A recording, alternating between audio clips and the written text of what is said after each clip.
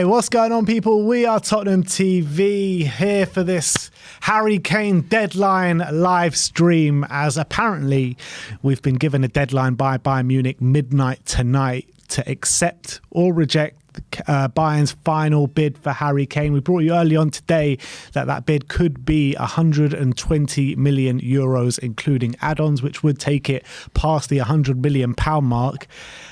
So we're really getting into dangerous territory in terms of actually losing Harry Kane. The bids that have come in before this have been completely under anything that Daniel Levy would accept. The first couple of bids were derisory bids, let's put it that way. And now I think we're actually getting to a stage where it could be a very big possibility. We could be starting the season next weekend without Harry Kane. It's never been closer, I think. So we're going to be live right up until the deadline. No, we're not going to be live that long. But I think this kind of territory, we're talking about 120 million euros, even though it's including add-ons. I guess it depends what the add-ons are. If the add-ons are completely ridiculous, then I guess Levy does have a right to turn around and say that's a terrible offer. Like as much as you have, in theory, bid 103 million, these add-ons are not achievable, so I'm not even going to consider them. But if these add-ons are things like winning the Bundesliga, scoring over X amount of goals, making appearances, all that kind of stuff, then I think Levy does have to sit down and seriously consider that offer. 103 million pounds, including add-ons, at this rate is nothing to be sniffed at. I always thought if they were, in my opinion, I've always said if they were to hit the 100 million pound mark with achievable add-ons, that's something that I think I would accept if Harry Kane really wants the move. It seems like that is the case. He wants to go to Bayern Munich. He's not going to sign a contract this summer. We all know that. That's factual.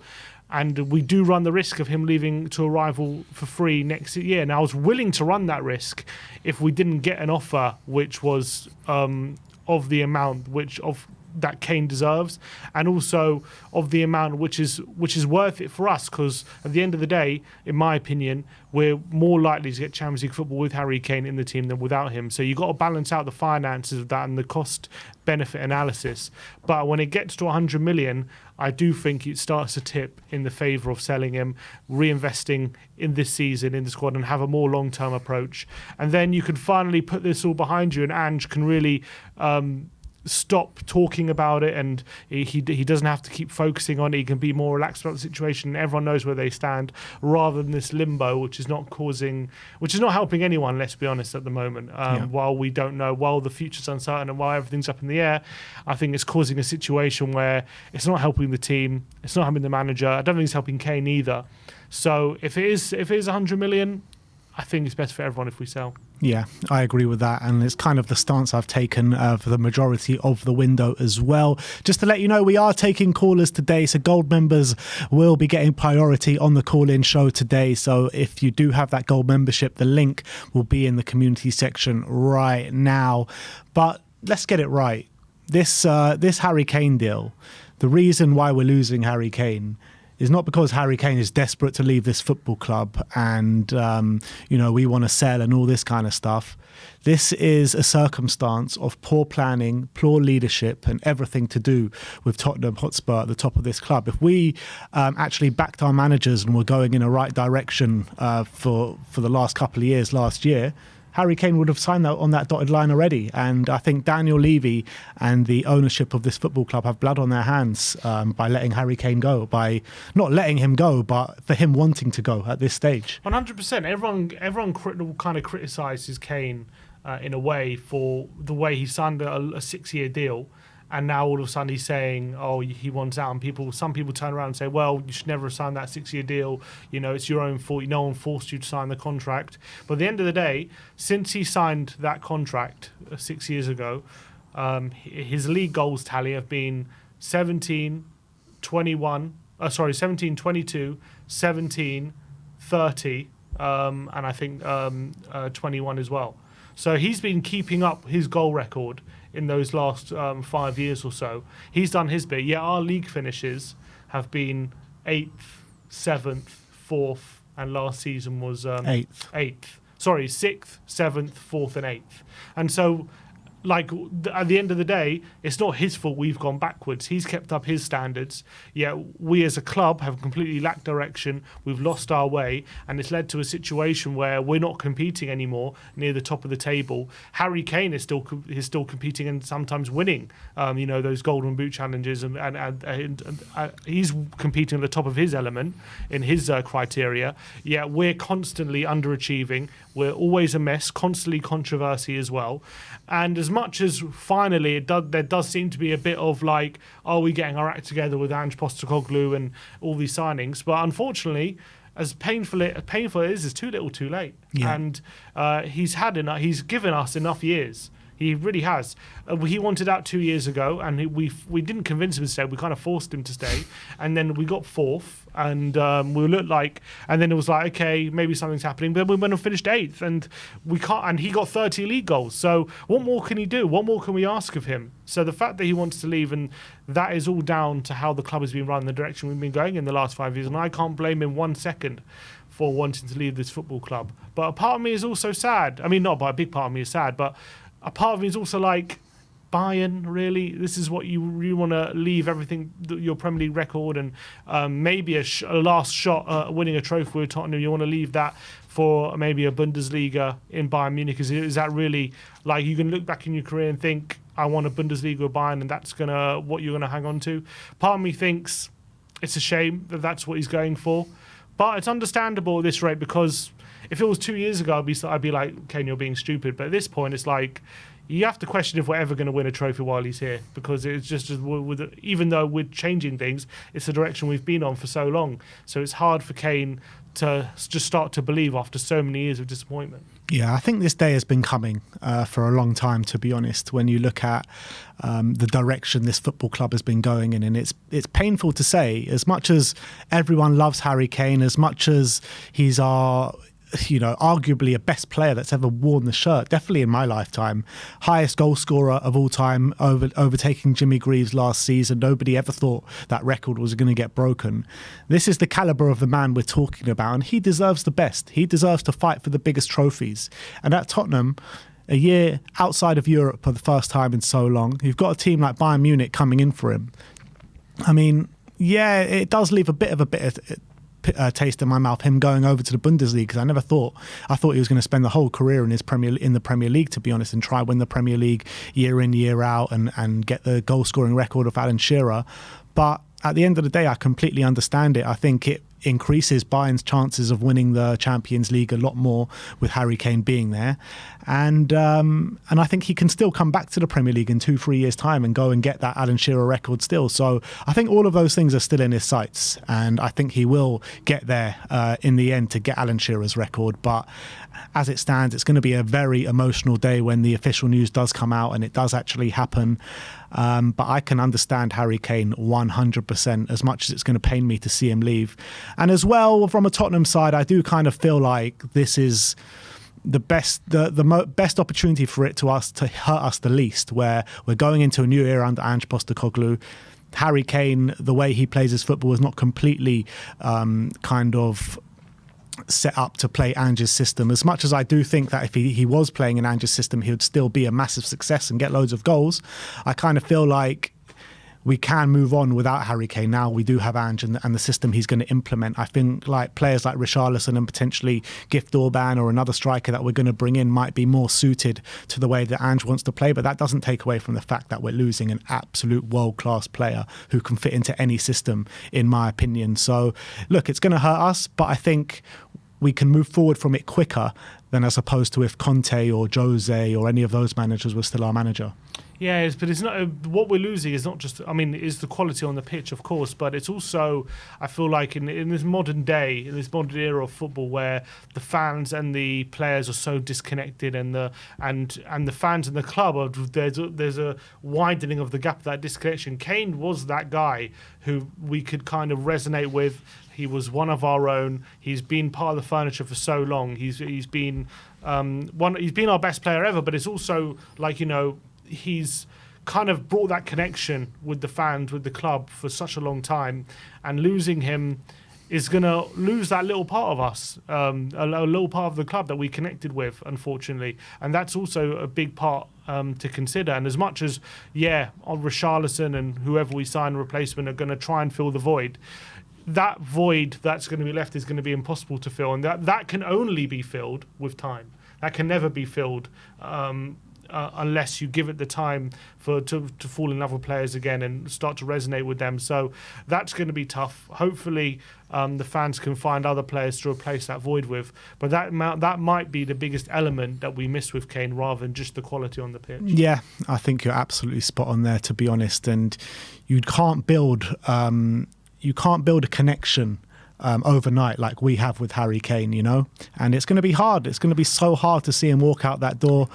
It's going to be interesting to see the news that is going to come out over the next 12 to 24 hours and see what happens with the Shakhtar friendly, and is he going to play? Is he going to get a send-off? And that goes for Hugo Lloris as well. So look, we'll have to wait and see what happens, but whatever happens, it's going to be very interesting. But look, it's important to note, no bid has been accepted at this point. It's all a lot of media talk. It's a lot of it is also coming from the Bayern Munich side, the German side of this story, all the current updates and the current news.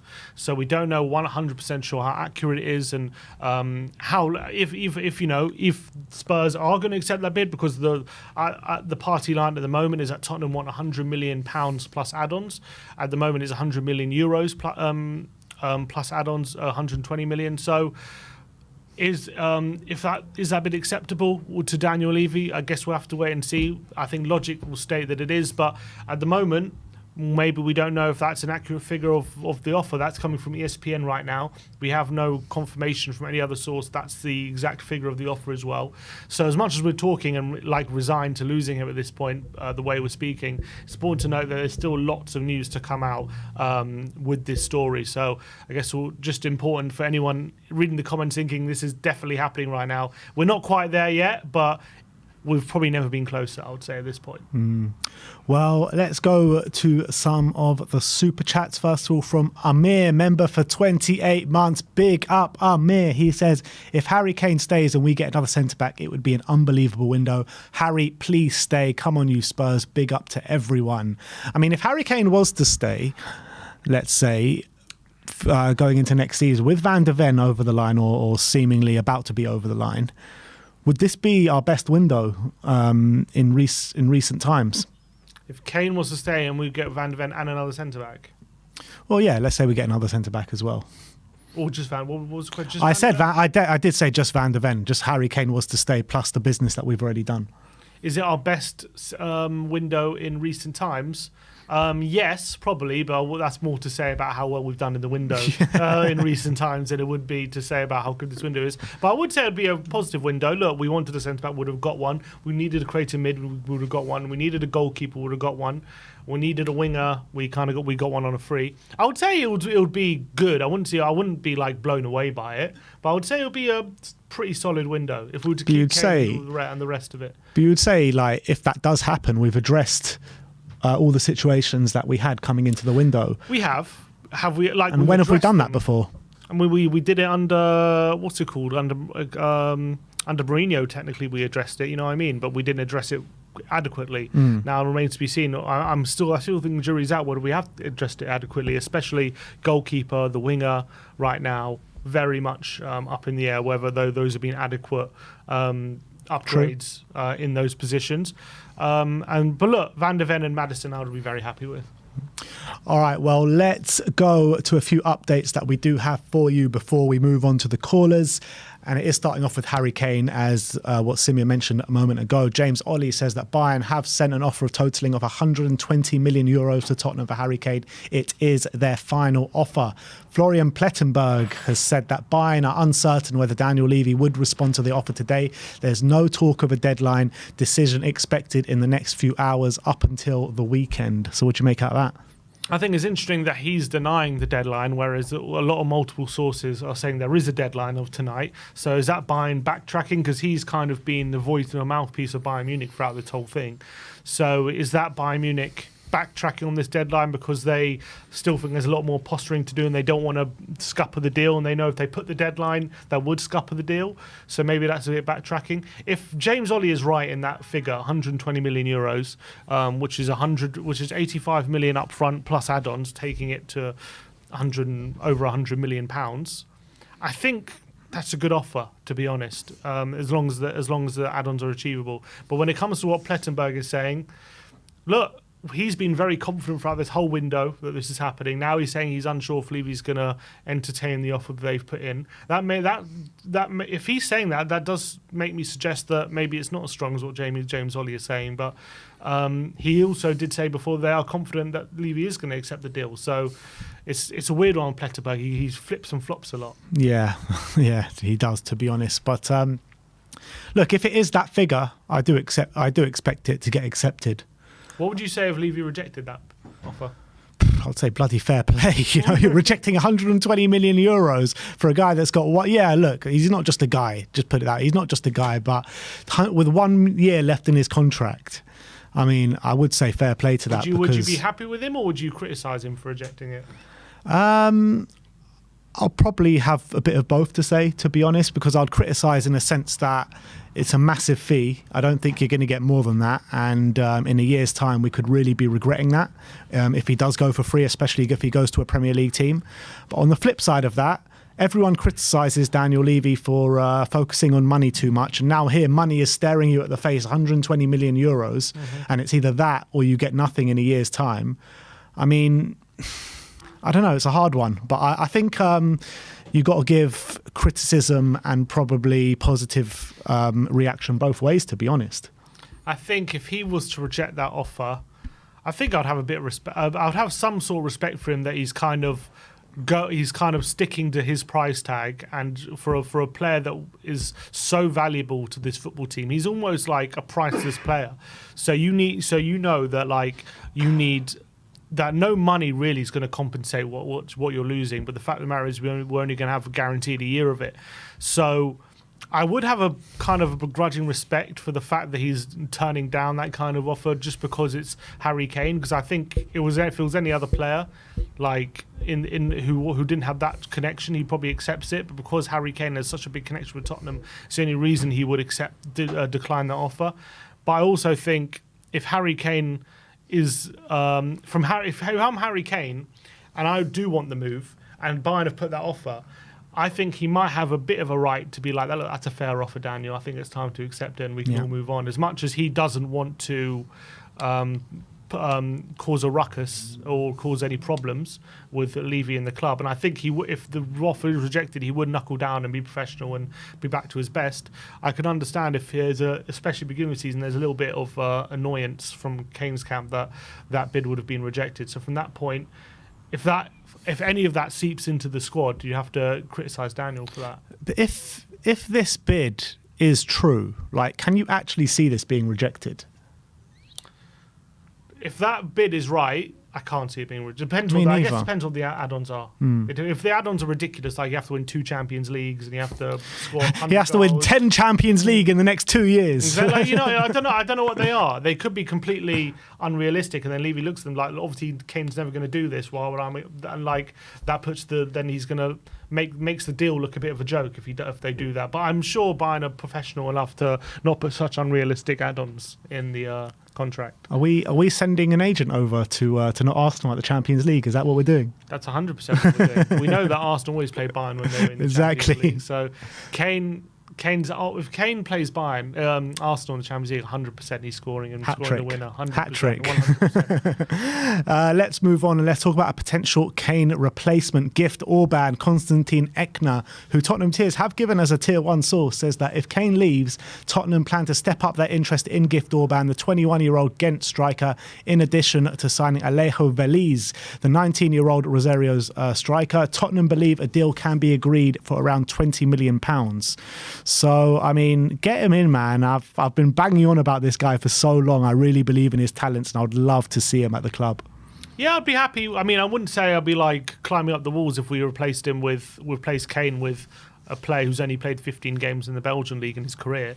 As much as I do believe 22 games, please. All right, as much as I do believe this guy clearly has potential and he's clearly exploding right now and he's scoring lots of goals and his data looks pretty good as well.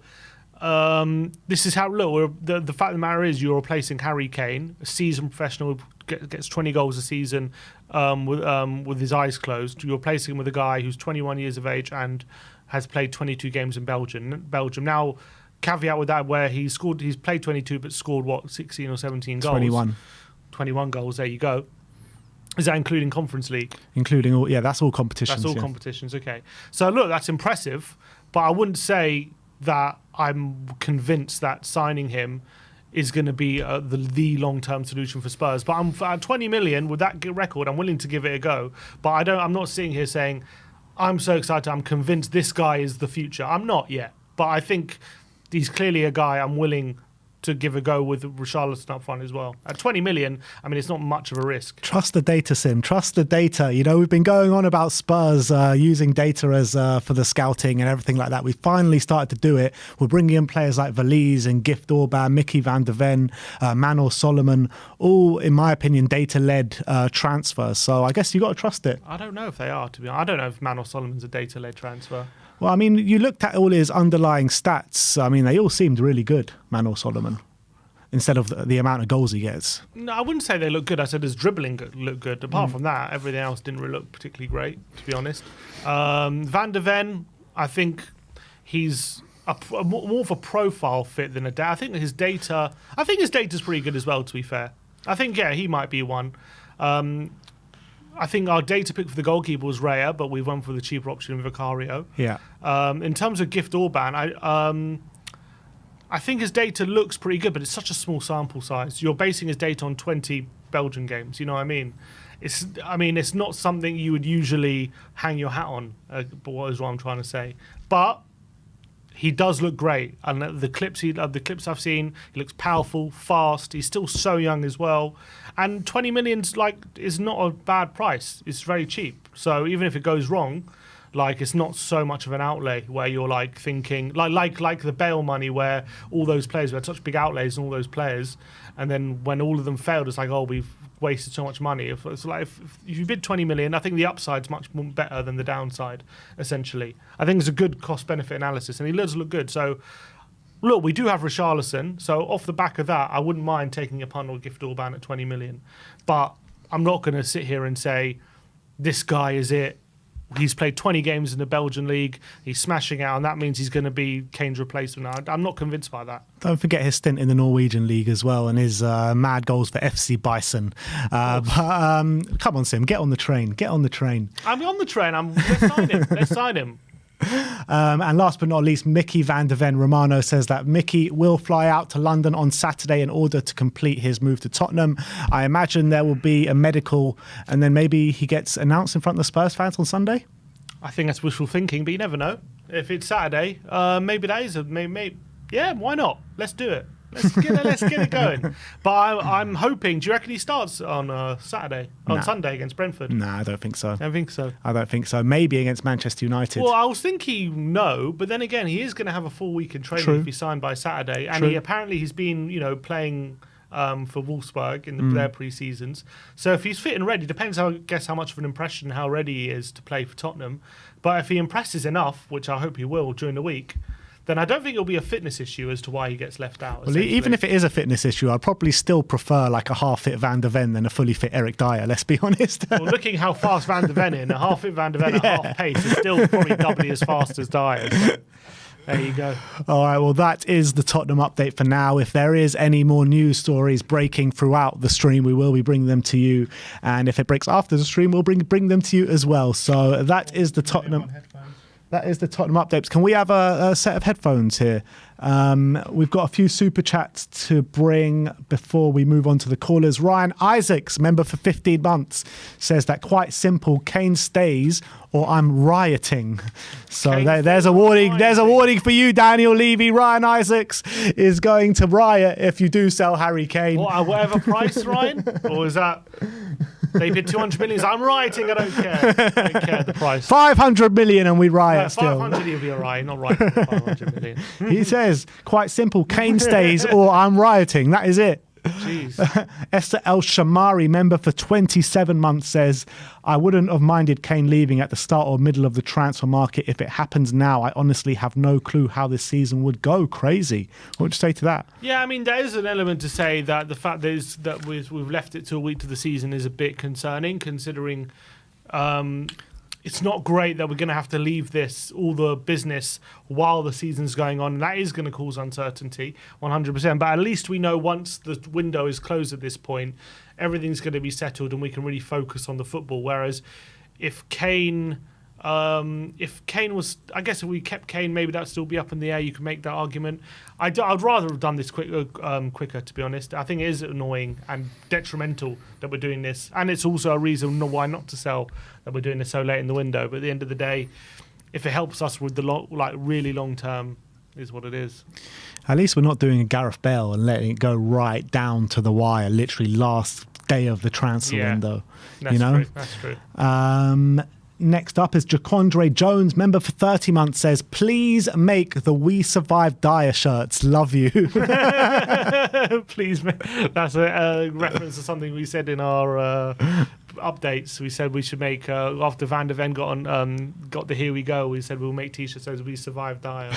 So maybe we'll start making them. We'll see. Look, I do find it a bit disrespectful to make that whilst he's still at the club, but once he goes, I think maybe we can make those. And another super chat here from Ben Barras, his first super chat on the channel, so big up to yourself and thank you very much.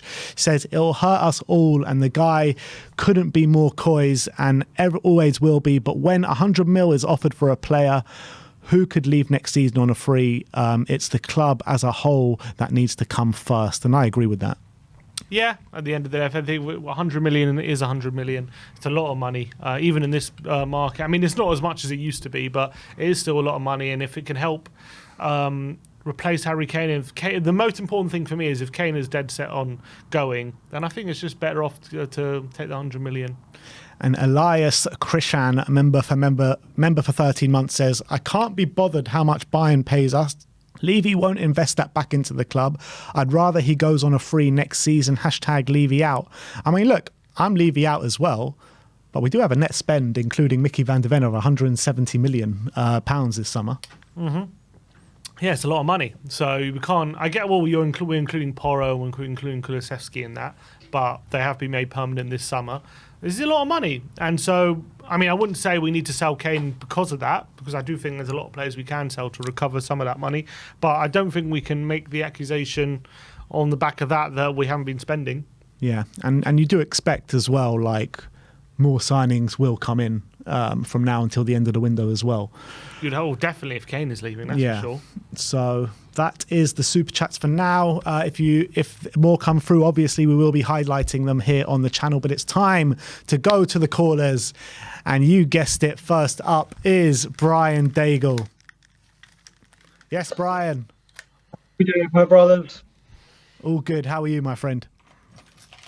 Yeah, I'm good. All I have to say is I'm glad Ryan Isaacs has calmed down and is only going for rioting, because trust me, I've seen a lot worse been messaged to me. Any spoilers? None that I'm going to say live on air, no. Fair enough. But how are you feeling about this whole situation? If you're Daniel Levy, and if you're Daniel Levy, I just think about what I just said. I pour gasoline on my if you are the chairman of Tottenham Hotspur, Harry Kane is not signing a contract, and a €120 million bid comes in. Are you accepting that? 120. I'm afraid you're going to have to say. I'm afraid I'd say yes. I'm afraid, not because I want to. I want him to stay. I want him to sign a contract. But we've got to face facts. That kind of money you can't turn down. And the very fact that he could walk away to a Premier League team for free next year, it's just, we're talking huge amounts of money. Huge amounts of money. And obviously, do you know what? Harry Kane hasn't come out like Manchester City and made his desire as clear as what it has been a couple of years ago. But I think we can all read between the lines and see that there's something he wants to try and do and try and accomplish and win a trophy. And who are we to stand in his way when he's given us 9-10 years of incredible service? When he came into the squad and broke into the first team, it was like we'd received manna from heaven. Yeah. In all honesty, we had this gift given to us. We had this elite striker who had been on loan several places, had worked and worked and worked to perfect his craft, has done it to an exceptional level, and we haven't done what we should do with this incredible gift that was right on our doorstep, right through the academy. And yeah, if 120 came in, I'm afraid I would be saying, off you go, mate. Thanks for everything. If you want to go, we hit the number. We've hit it. Off you go. What would your reaction be if Levy turned around and rejected that offer? Oh, mate, do you know what? I'm kind of like with Ben. Like it's mixed emotions. He's put himself in this position. He's put himself in this position where he's damned if he does and he's damned if he doesn't. This is what he's done to himself. It's either you take this money and then obviously it's, does he invest in it correctly? Do we use it to build the team, or does he put it in his skyrocket and then just do what we've done and just not use it? But can you run the risk of letting him walk for nothing? I mean, it's a bold move. I mean, I think hearing him say, "I'm open to staying and signing a contract if things go well," as nice as that sounds, to me, it's, if I don't go, I'm walking out, and that's the easy thing to say. And I can't blame him. Listen, I cannot, in none of this whatsoever, do I blame Harry Kane. Harry Kane leaves this summer, off you go, and like you said, please God, Bayern Munich get drawn against Arsenal, smash 5-1 home and away, and Kane gets all 10.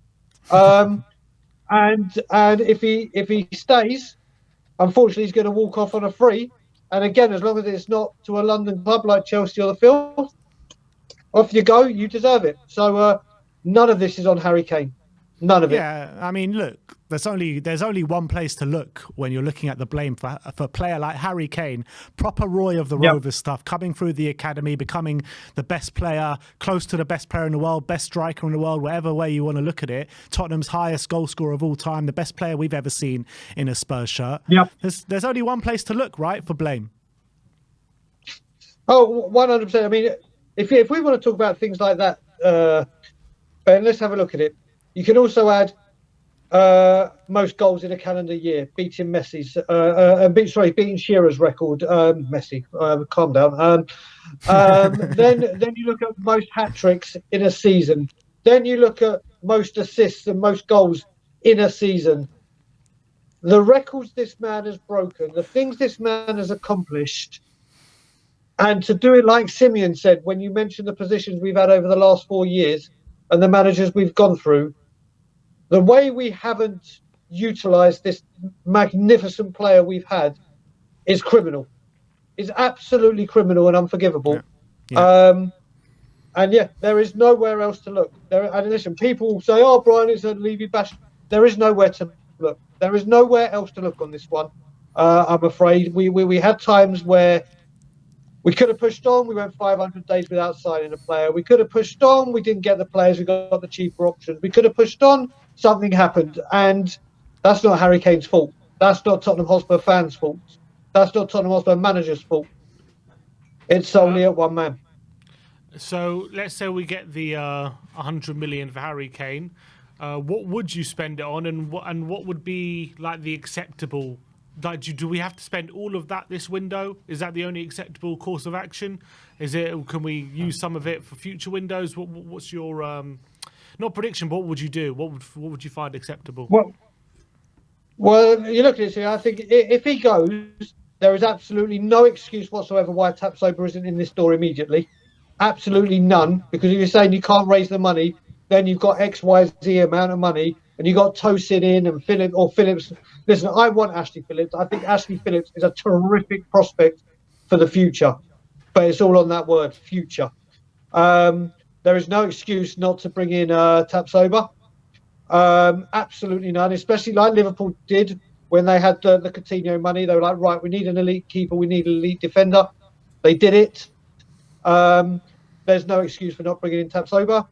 I don't know much about this gift Orban. I think we do need cover as a striker, but I think it's more important that we get Tapsoba in. And listen, if we have to sit back and go, right, let's get in the defender and sort out the defence out, and let's do something that this club never does, and plan to get the striker in, and take time to properly identify the correct one, then I'm kind of fine with that.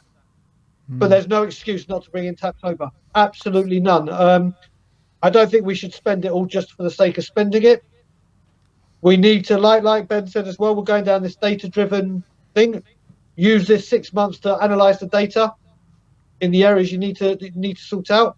But the clear thing is, we need to sort out that defence. And I heard Ben say we're stepping up for Gift Orban.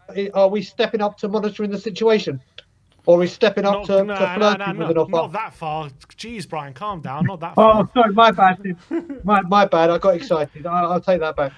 We got to assess the situation first, then we can start monitoring. Exactly. There we go. That's the one. Let's assess. So Brian, with the Kane money, you wouldn't necessarily sign a striker for big money who's like who's going to be our new number one striker. You'd be happier to just sign something like a Gift Orban or someone with a bit more potential who can maybe play backup to Richarlison. Put it this way, Sim, even if it wasn't that, we've got Richarlison, as people have said and as you guys said, in the Ange Postecoglou setup, that central striker role is what he does, isn't it? The closing down, the hard work rate, everything. That is Richarlison. Do I think with the forwards we've got, when you had Maddison supplying them, we've got enough to get us through to January and focus on getting that defence absolutely solid? Yes, I do. Do I think we can go without bringing in Tapsoba and then spending more money on a striker? No, I don't.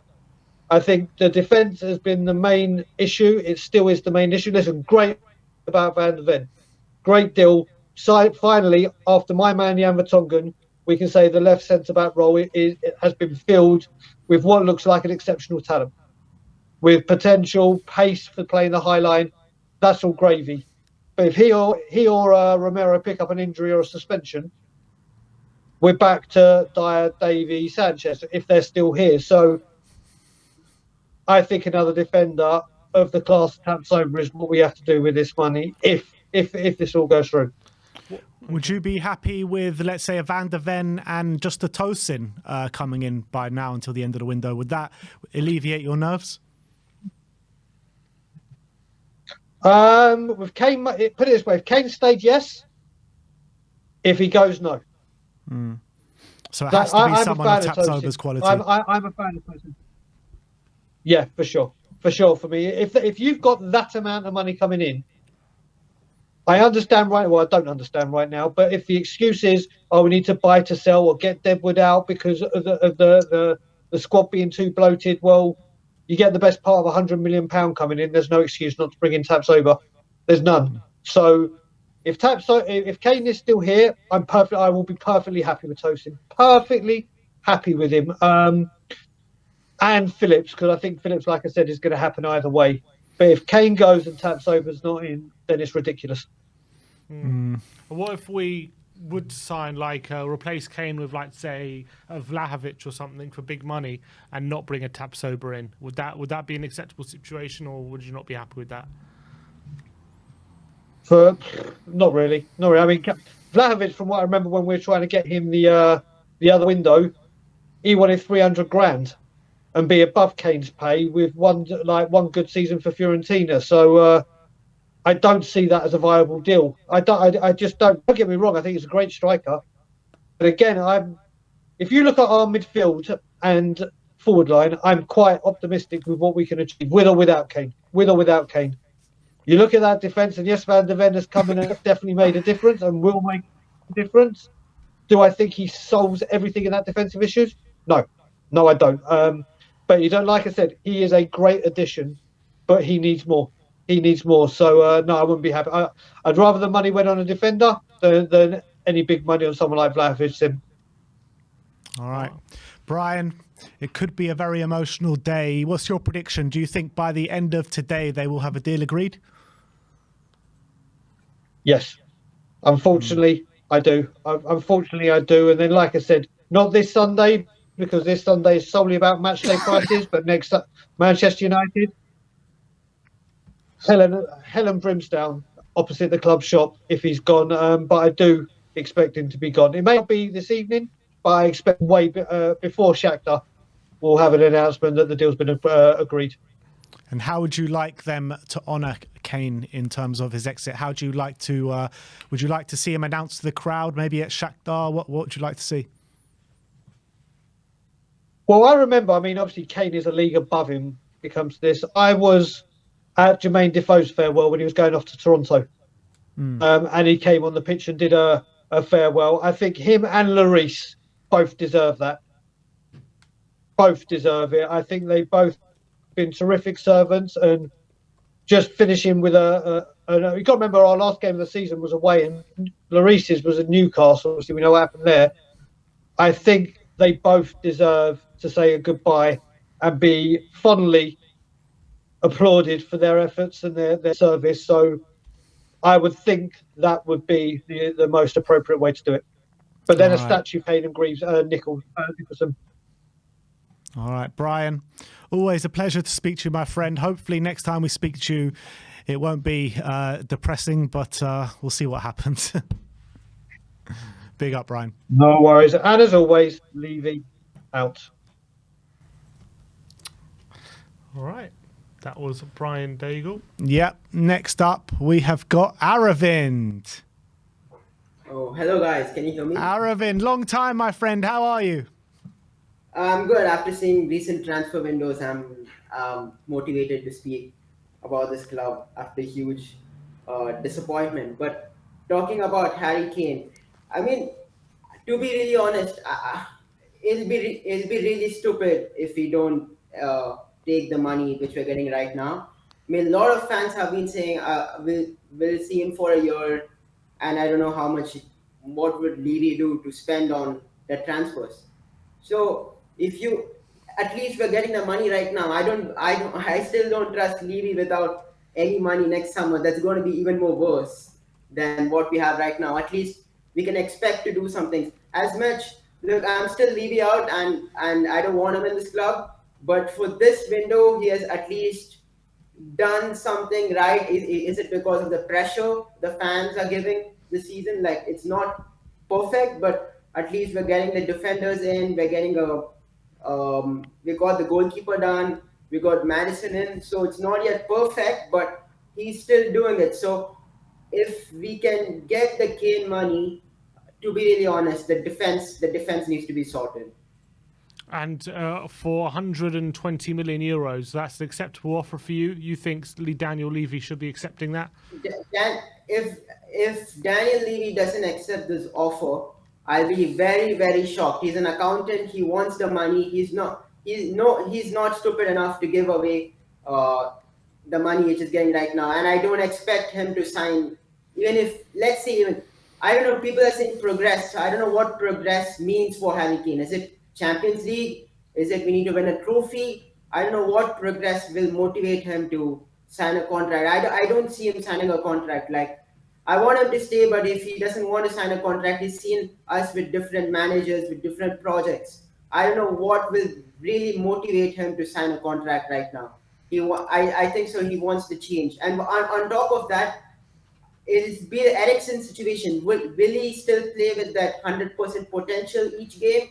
Because he'll be thinking of injury. It's the last year of the contract. It's a huge risk in play.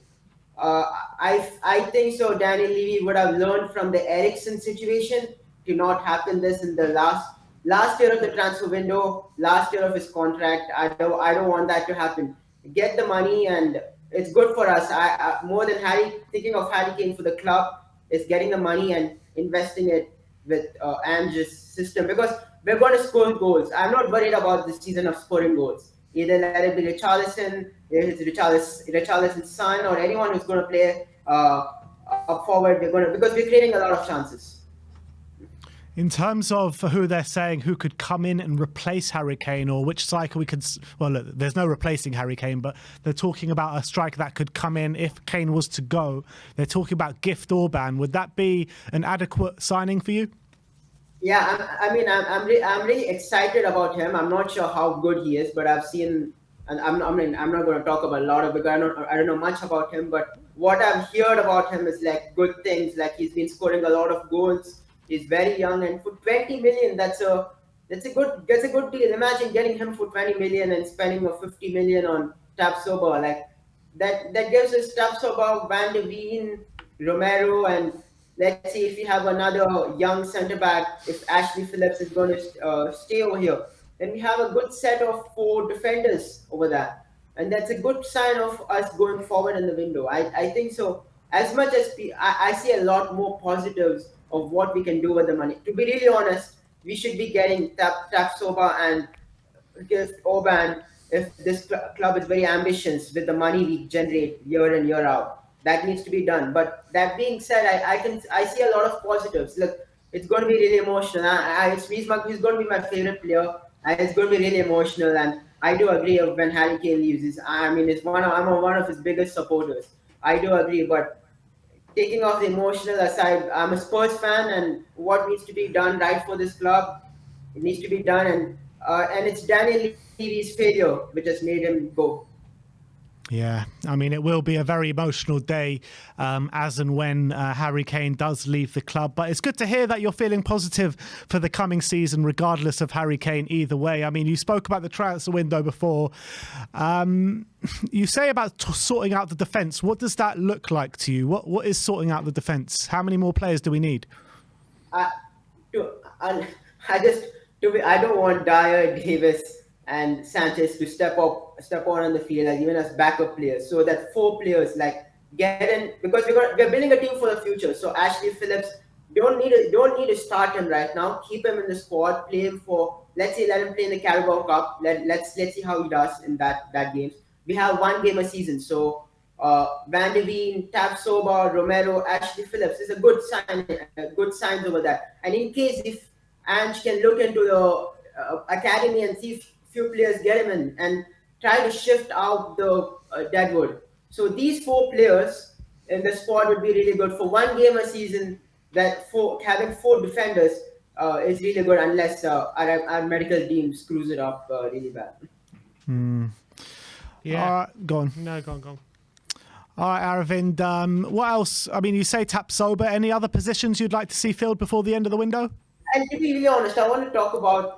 I still have doubts about a right back position. I'm not convinced about Pedro Porro playing right back in the back 4 and Emerson Royal. So that's one position to look into. And in case if Højbjerg leaves, I think so. We're going to get another CM. So a lot of things needs to be done. What's pissing me off is that it's taken so much time for this club to do. And first game of the season, we're not yet ready. I hopefully that gets sorted, and we might be hearing a here we go today or tomorrow about Harry Kane. Yeah, I think so as well. But when you're talking about the right back situation, I mean, I don't think you're going to see any movement on that before the end of the window. I think we're going to go in with Porro and Emerson, and it's a shame. It's a shame we can't morph the 2 players, right?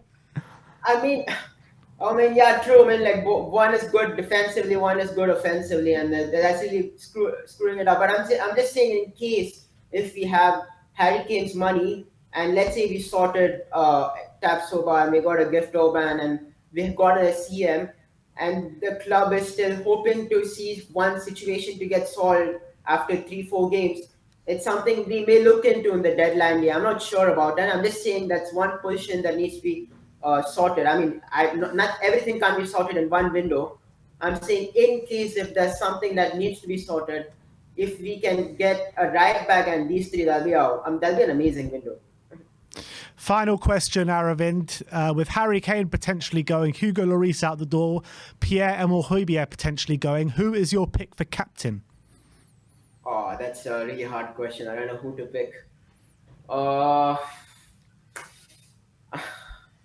I don't know, I don't know, Bissouma or Madison. Madison has been a captain for Leicester City. So he's someone who can take care of the captaincy role. And the way he's been talking in Talksport and a lot of it's very really motivative. He's talking good about Ange Postecoglou. He's talking good about Tottenham Hotspur. He believes that he can win trophies with them. He looks a bit vocal. So I think Maddison is someone we can see for the future as a captain. And number 10. Yeah, I mean, future maybe, but we're talking about here now. I mean, surely Maddison can't turn up on his first game at Spurs and put on that captain's armband, surely. I mean, to be really honest, I don't know. It's a whole new squad. Look at the defense. It's going to be a whole new defense. Odoji, Poro, Romero. Romero is not. You can't put him as a captain. Forget it. And then you have Van de Ven. You have Vicario. That's a whole new defense. Then you're talking about Bissouma, and then you're talking about Parsar, a new midfielder. Then you have Maddison as a new player. Then you have Kulu. Then you have. If you can actually look in the squad, it's everyone over here. It's a new face. It's a new Tottenham. So, it's going to be someone new. You know, I'd give it to Heung-min Son, to be honest, personally. I'd give it to Sonny, and when he goes, and then after the next probably 2 years, he'll probably leave. I'd give it to Bissouma. I don't see Son as a vocal person. Like, is he really a? Can he take on that captaincy for Tottenham? Because is Harry Kane that vocal person? True, but at least, it's a good question. But Hugo Lloris, is he that vocal person? I mean, we saw in the Prime video about Hugo Lloris being a bit good in the dressing room to speak out. But true. I mean, few questions on. I mean, Kane is someone who. He's an England captain. You could tell that about Son also, but I'm not sure about Son, but it can be a question. It can be someone who can take in, but I still think it's a new Tottenham, new regime, new team. A fresh new captain to take control of these new players would be good. I'm not sure about it. Yeah, the only reason I say Heung-min Son is because once he goes the next couple of years, I think that'll be the time to hand it over to someone new. And I think Bissouma, by then, if he's going to go in the trajectory which we all are thinking that he will go in, then he will be much more settled in the team. Then he'll probably be part of some sort of leadership group by then. And then it'll be the right time to maybe hand over the captaincy to Bissouma in a year or two's time. And one more thing, we need to get rid of the players also fast as much as you're signing. Ndombele is someone we need to get rid of him. And few more players. Lloris, he's not still out of this door. So that's what's happening with his transfer rumors. Getting out of the players is really important because our squad is really big. Yeah. We definitely need to sort that out. But I think, like, in terms of the outgoings, I actually think that we can probably not put that off, but we could wait until the last knockings of the transfer window to sort those out. But the players incoming need to come in as soon as possible. Yeah, so that's true. We need to get an incoming sorted before our outgoing. So good signs. It's really happy to talk about something happy about Spurs, man. Hopefully it goes in that same trajectory. I mean, we can binge about the owner later on, but if things are going good, window after window, and we as fans keep pressure on the board, and we keep on giving that pressure on the board, and it keeps on improving, we can see a good futuristic Tottenham, and that's what we want. All right, Aravind, always a pleasure to speak to you, my friend, and we'll see you next time. Come on, you Spurs. Come on. Aravind. Big up, Aravind. There actually has just been a update dropping from Gary Jacob, and he says what we've all been thinking. Well, what I've been thinking anyway. And he says, should Kane be sold, it is very likely Richarlison would be expected to take his place centrally. But Tottenham want to ensure that they have a deal for a young forward as backup and are ready to step up interest in Gift Orban in addition to signing Alejo Veliz. What's your thoughts on that? No, and I think that's probably the right thing to do. I think it's time to give Richarlison his chance, and I think as well it's important that we're not solely relying on him, because if he doesn't turn around his form, you need to have some sort of backup in place. And I think Gift Orban represents a very good opportunity, a striker who's young, who's banging goals at the moment and clearly has a lot of potential. But as well, you don't want to sign him and give him the pressure of being the number one striker in position right now, because he's still quite young and there's no guarantees with him. But having both of them, and then you've got Alejo Veliz as a third choice, I think those are pretty good options. Yeah, I agree with that. And I think that it gives him two options in Gift Orban and Richarlison, who really, playing style really does suit the system. And I actually believe, and I've been saying it for a while now, that I think Richarlison can really, reinvent himself in this Tottenham team in an Ange Postecoglou system. I think the way he plays is suited very much so to the way Ange likes to play his football. And I think he'll fit in like a glove, to be honest, to that system. I know we only saw it in a sample size and it's not much to go on and you can't really take it, but I did think the team looked a lot better in pre-season with Richarlison leading the line as opposed to Kane leading the line. Yeah, we did. But yeah, I mean, we only had 2 45 minutes with Kane. We had 2 45 minutes with Richarlison. I think Richarlison, in terms of how he likes to play, did help the team, but it doesn't mean that we can't. That having a player of the quality of Kane, you can't adapt. And I think over the course of the season, I think that wouldn't have been the case. But I think right now, yeah, you can have an argument. All right, let's move on to our next caller, and it's Elias, Step Up Spurs. You right, Elias? Hello, guys. How y'all doing? Good, thank you. How are you?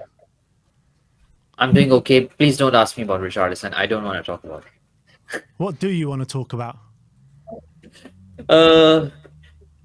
Yeah, I think I'll talk about Mickey and Danny a little bit. I think I'll give the credit first to you. I think he's a decent signing if you look at the player. And I was just doing a statistical analysis on him earlier on, and yeah, he's a decent signing in terms of what we needed at this club.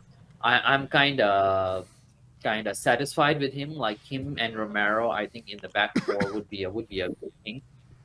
So yeah. Well done, Mr. Levy. But again, I won't say that Mr. Levy has done anything great this window. I think that's just one of the things that he has sort of like gotten in a way decently well. Other than that, I am still looking forward to like what's going to happen again when Kane leaves and all that. Yeah, I'm pretty concerned basically. Overall, the situation doesn't look good. Are you not happy with Maddison? I'm kind of happy with Maddison. I'm not gonna lie. Yeah, he's a good one. Another good signing. But I think Maddison one, I'll have to see how he fits into the system and how the things would go on. Yeah, let's just see. So you said he did well with Van der Ven, but with this new potential offer on the table now from Bayern Munich, 120 million euros including add-ons. What's your opinion on that deal? Are we accepting that deal, or would you turn it down? Honestly speaking, I can't be bothered. Like as I was just saying, I can't be really bothered whether Levy sells him or whether Levy would keep him. But in my opinion, I think Levy would take it if it goes up to, because apparently the latest offer that has been made is something like 120 million euros, which is about 100 million pounds, I suppose. Yeah, just over. It's including add-ons, though.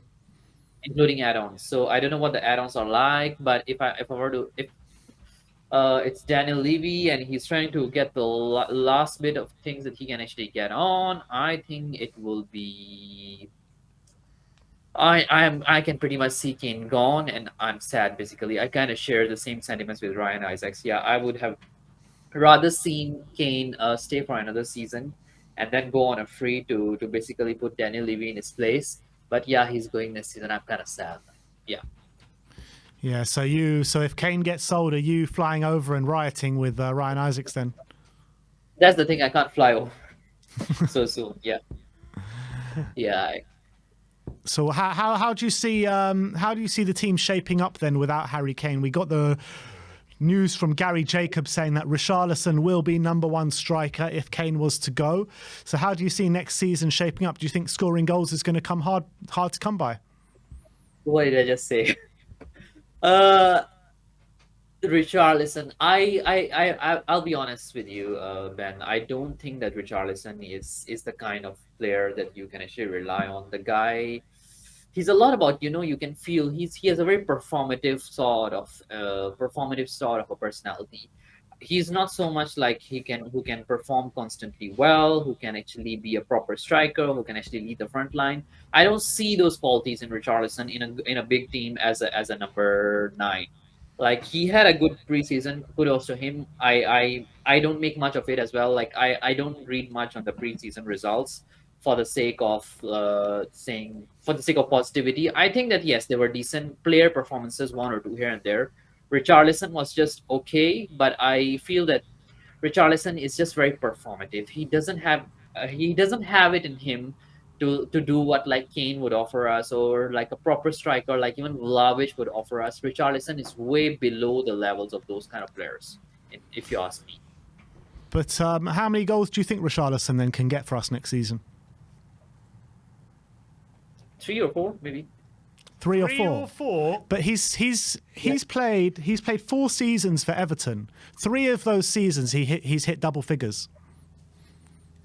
Yeah, it's a different sort of thing, man. When you're playing for a team like Everton, you're playing for a team like Watford. It's a totally different ball game. That's like a small team. You're in a small pond. Not you're like the main person carrying that team in a way.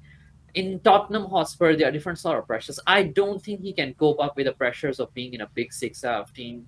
Big six teams play differently. There, yeah, there's not much of expectation in those kind of teams to like win trophies and stay in top 4.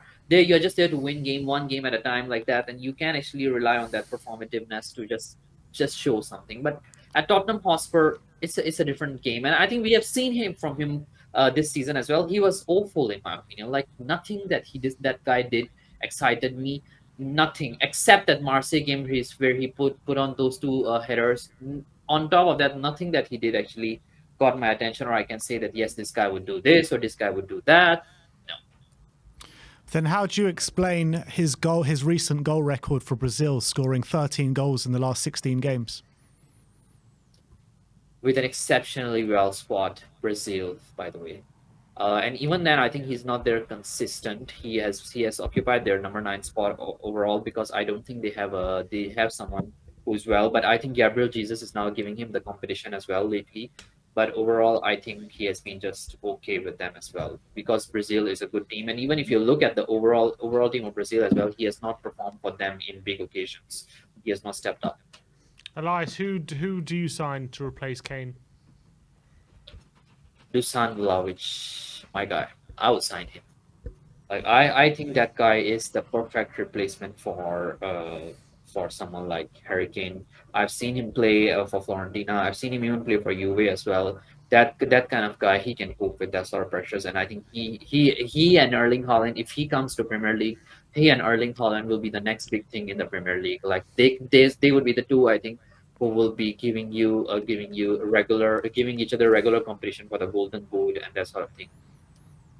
All right, Elias, thanks for coming on today, my friend, and we'll see you next time. We'll see you, bro. And See you, come on, Elias. Spurs. Come on.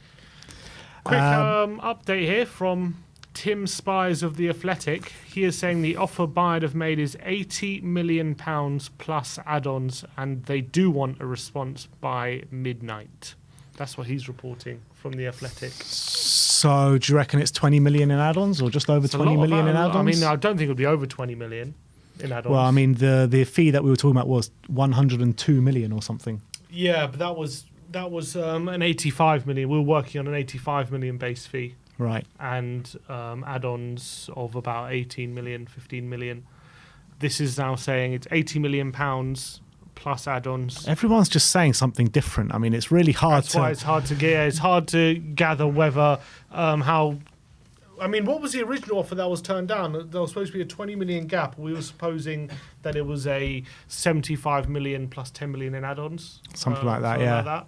So now it's saying 80 million plus add-ons. I mean, if it's 20 million in add-ons, then I guess it depends what the add-ons are at this point, because that's quite a significant portion of the fee. It's so difficult to comment when you don't know the actual details of the deal. Like, he says 80 million plus add-ons, but what are those add-ons? How much are those add-ons? And what does he need to do to achieve those add-ons? I mean, it's just too hard to tell. Yeah, but I would say if this is, well, depends what the add-ons are, I guess. I say it doesn't look as good as 100 million base rate and 20 million add-ons based on that, but we don't know, because there was also what's his name, George Bannister was claiming the fee being offered is better than what James Ollie was saying, higher. So now I don't know what to believe. Well, I guess we'll see. We'll see what happens the more we get it. Things are just changing every minute by minute in this deal. And this is what happens on Harry Kane deadline day, people. We do have a couple of super chats to get through before we go to the next guest. Ninja Style says, Kane or centre-backs just trading one hole for another. Would you agree with that? Kane and slightly, yeah. I would say the hole up front wouldn't be as big as the hole being left at centre back right now, because right now I think Dyer, basically the centre backs aren't fit for purpose. Whereas I do think Richarlison can play that role, but. I'm just looking at our forward options. If we take Kane out of the equation and let's say we don't sign a replacement, like the forward options as a collective, you've got Perisic, Solomon, Son, Richarlison, Kulusevski. I'm looking at that and I'm like, as a collective objective, I'm like, if you don't forget Hill Messi. But he's injured for 2 months and who knows when he's going to be back. And who knows how he's going to fit in when he's back. I'm just looking at that objectively. If you're a rival, if you're an Arsenal, City, United or Chelsea or whatever fan, are you looking at that and are you worried about any of those options? Are you worried about that front line? Not particularly. But this is what Ange Postecoglou has had to deal with his whole career. Every time he goes into a club and every time with the players that he's got on the pitch, other fans are laughing, making jokes, and he proves them wrong every time. I trust the system, and I trust Ange Postecoglou to get the best out of them and to make it work. And I think that when you're looking at those options, you're looking at the left-hand side with Solomon and Perisic. If we didn't sign anyone, I would assume that Son and Richarlison would take up that middle role. And on the right, you've got Kulusevski and Brian Hill when he gets back. Solomon can also fill in on that side. Sonny can also fill in on that side. I mean, I would want one more in to fill the void, but I do think that with the crossing quality that we'll have on both sides with the likes of Perisic, who's got unbelievable cross on him. You've got Pedro Porro coming up from right back, who's got an unbelievable cross on him. I do think that there's loads there. I don't think it's enough, personally. I think it's lacking, to be honest, in quality on that front. Not to say that Ange can't get anything out of them. Of course he can. I'm sure we'll score goals even in that front line. But I'm comparing those front forward players to our rivals. And yes, I'm sure the football's going to be good and I'm sure we'll create chances. But are we really going to have the quality up front to basically go where we want to go? I think it's lacking. I think we'll need more more quality in those forward positions, in my opinion, if we were to lose Harry Kane. But where do we want to go? We want to be champion with Champions League. That's the reality. That's where we want to go. I think when you're looking at this season, I do think Champions League could be a stretch too far for us this season. Why is to be honest, too far?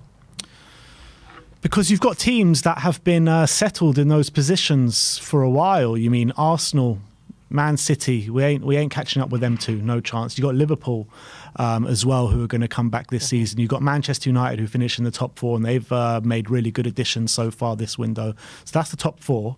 And then you've got other teams like Chelsea who are looking really good. So I don't know. Well, I don't see why Chelsea is.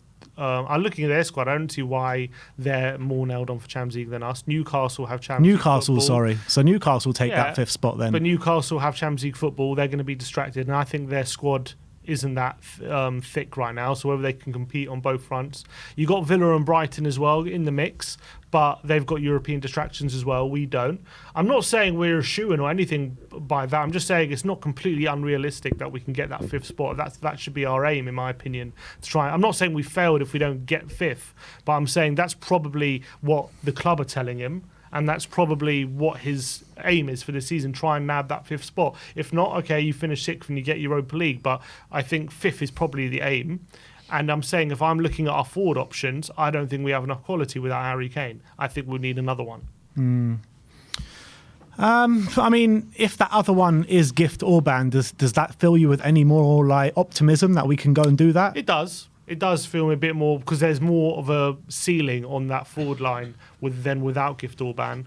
But and especially if Richarlison isn't firing, we have another option. I don't feel confident without if Richarlison's not firing, without someone like Gift Orban to come in, that we're going to have the quality. I mean, and then you got the wing problem because if Son's seen as a number 9, I don't know if we have the quality out wide. If Son's seen as a winger, that is another issue that I don't see. I don't know. I'm really not sure about Son as a wing in this system as well. So there are other problems as well with this forward line, in my opinion. But I would like if Kane was to leave, I'd feel a lot more confident about the quality of the forward line. I'm just looking objectively at our forward options right now, and I'm just without Harry. If I'm taking Kane out of that, I'm just not crazy about it. Yeah, but it's also the sense of what we've been through the last 2 or 3 years, where it's just everything's gone through Harry Kane, and Harry Kane's been the be all and end all in us, and he's been so central to everything that we've done. I do think with a different way of playing, I think people might have a bit of a different outlook on it next season.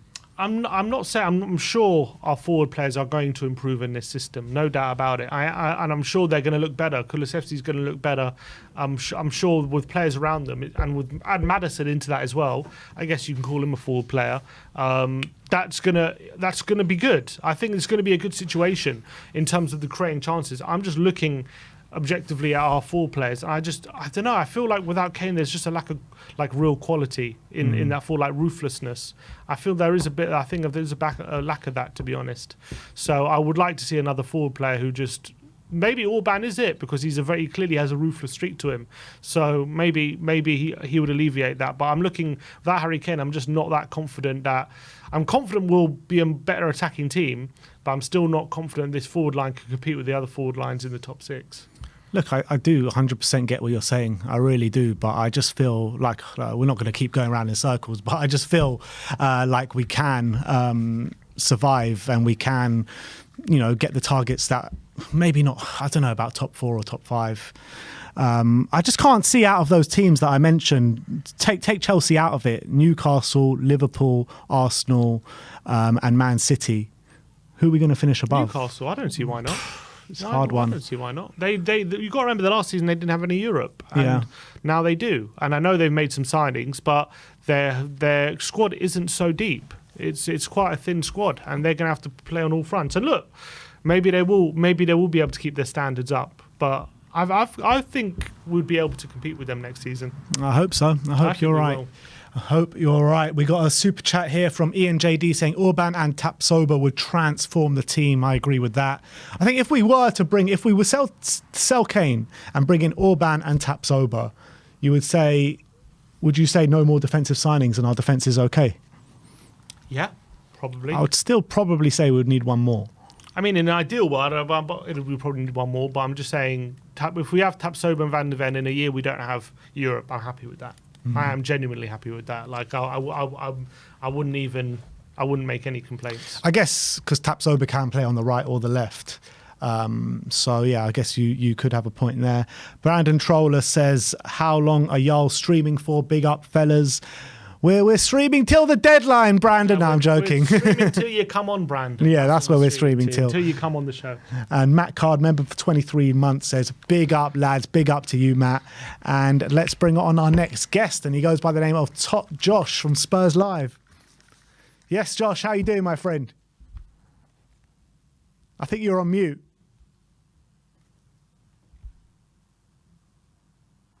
I still can't hear him. I can't hear you, mate. Can anyone hear him in the chat? Maybe is your microphone on your headphones? Is that what it's connected to? Oh, there you go. I can hear that. I heard something. Speak? No. I heard something, though. Yeah, we just heard something like switch. Can you hear now? Yeah, there we go. Brilliant stuff. How are we doing, lads? How are we doing? Yeah, not bad, my friend. How are you? Doing well. I'm right now in Germany doing a bit of business for Harry Kane and Bayern Munich.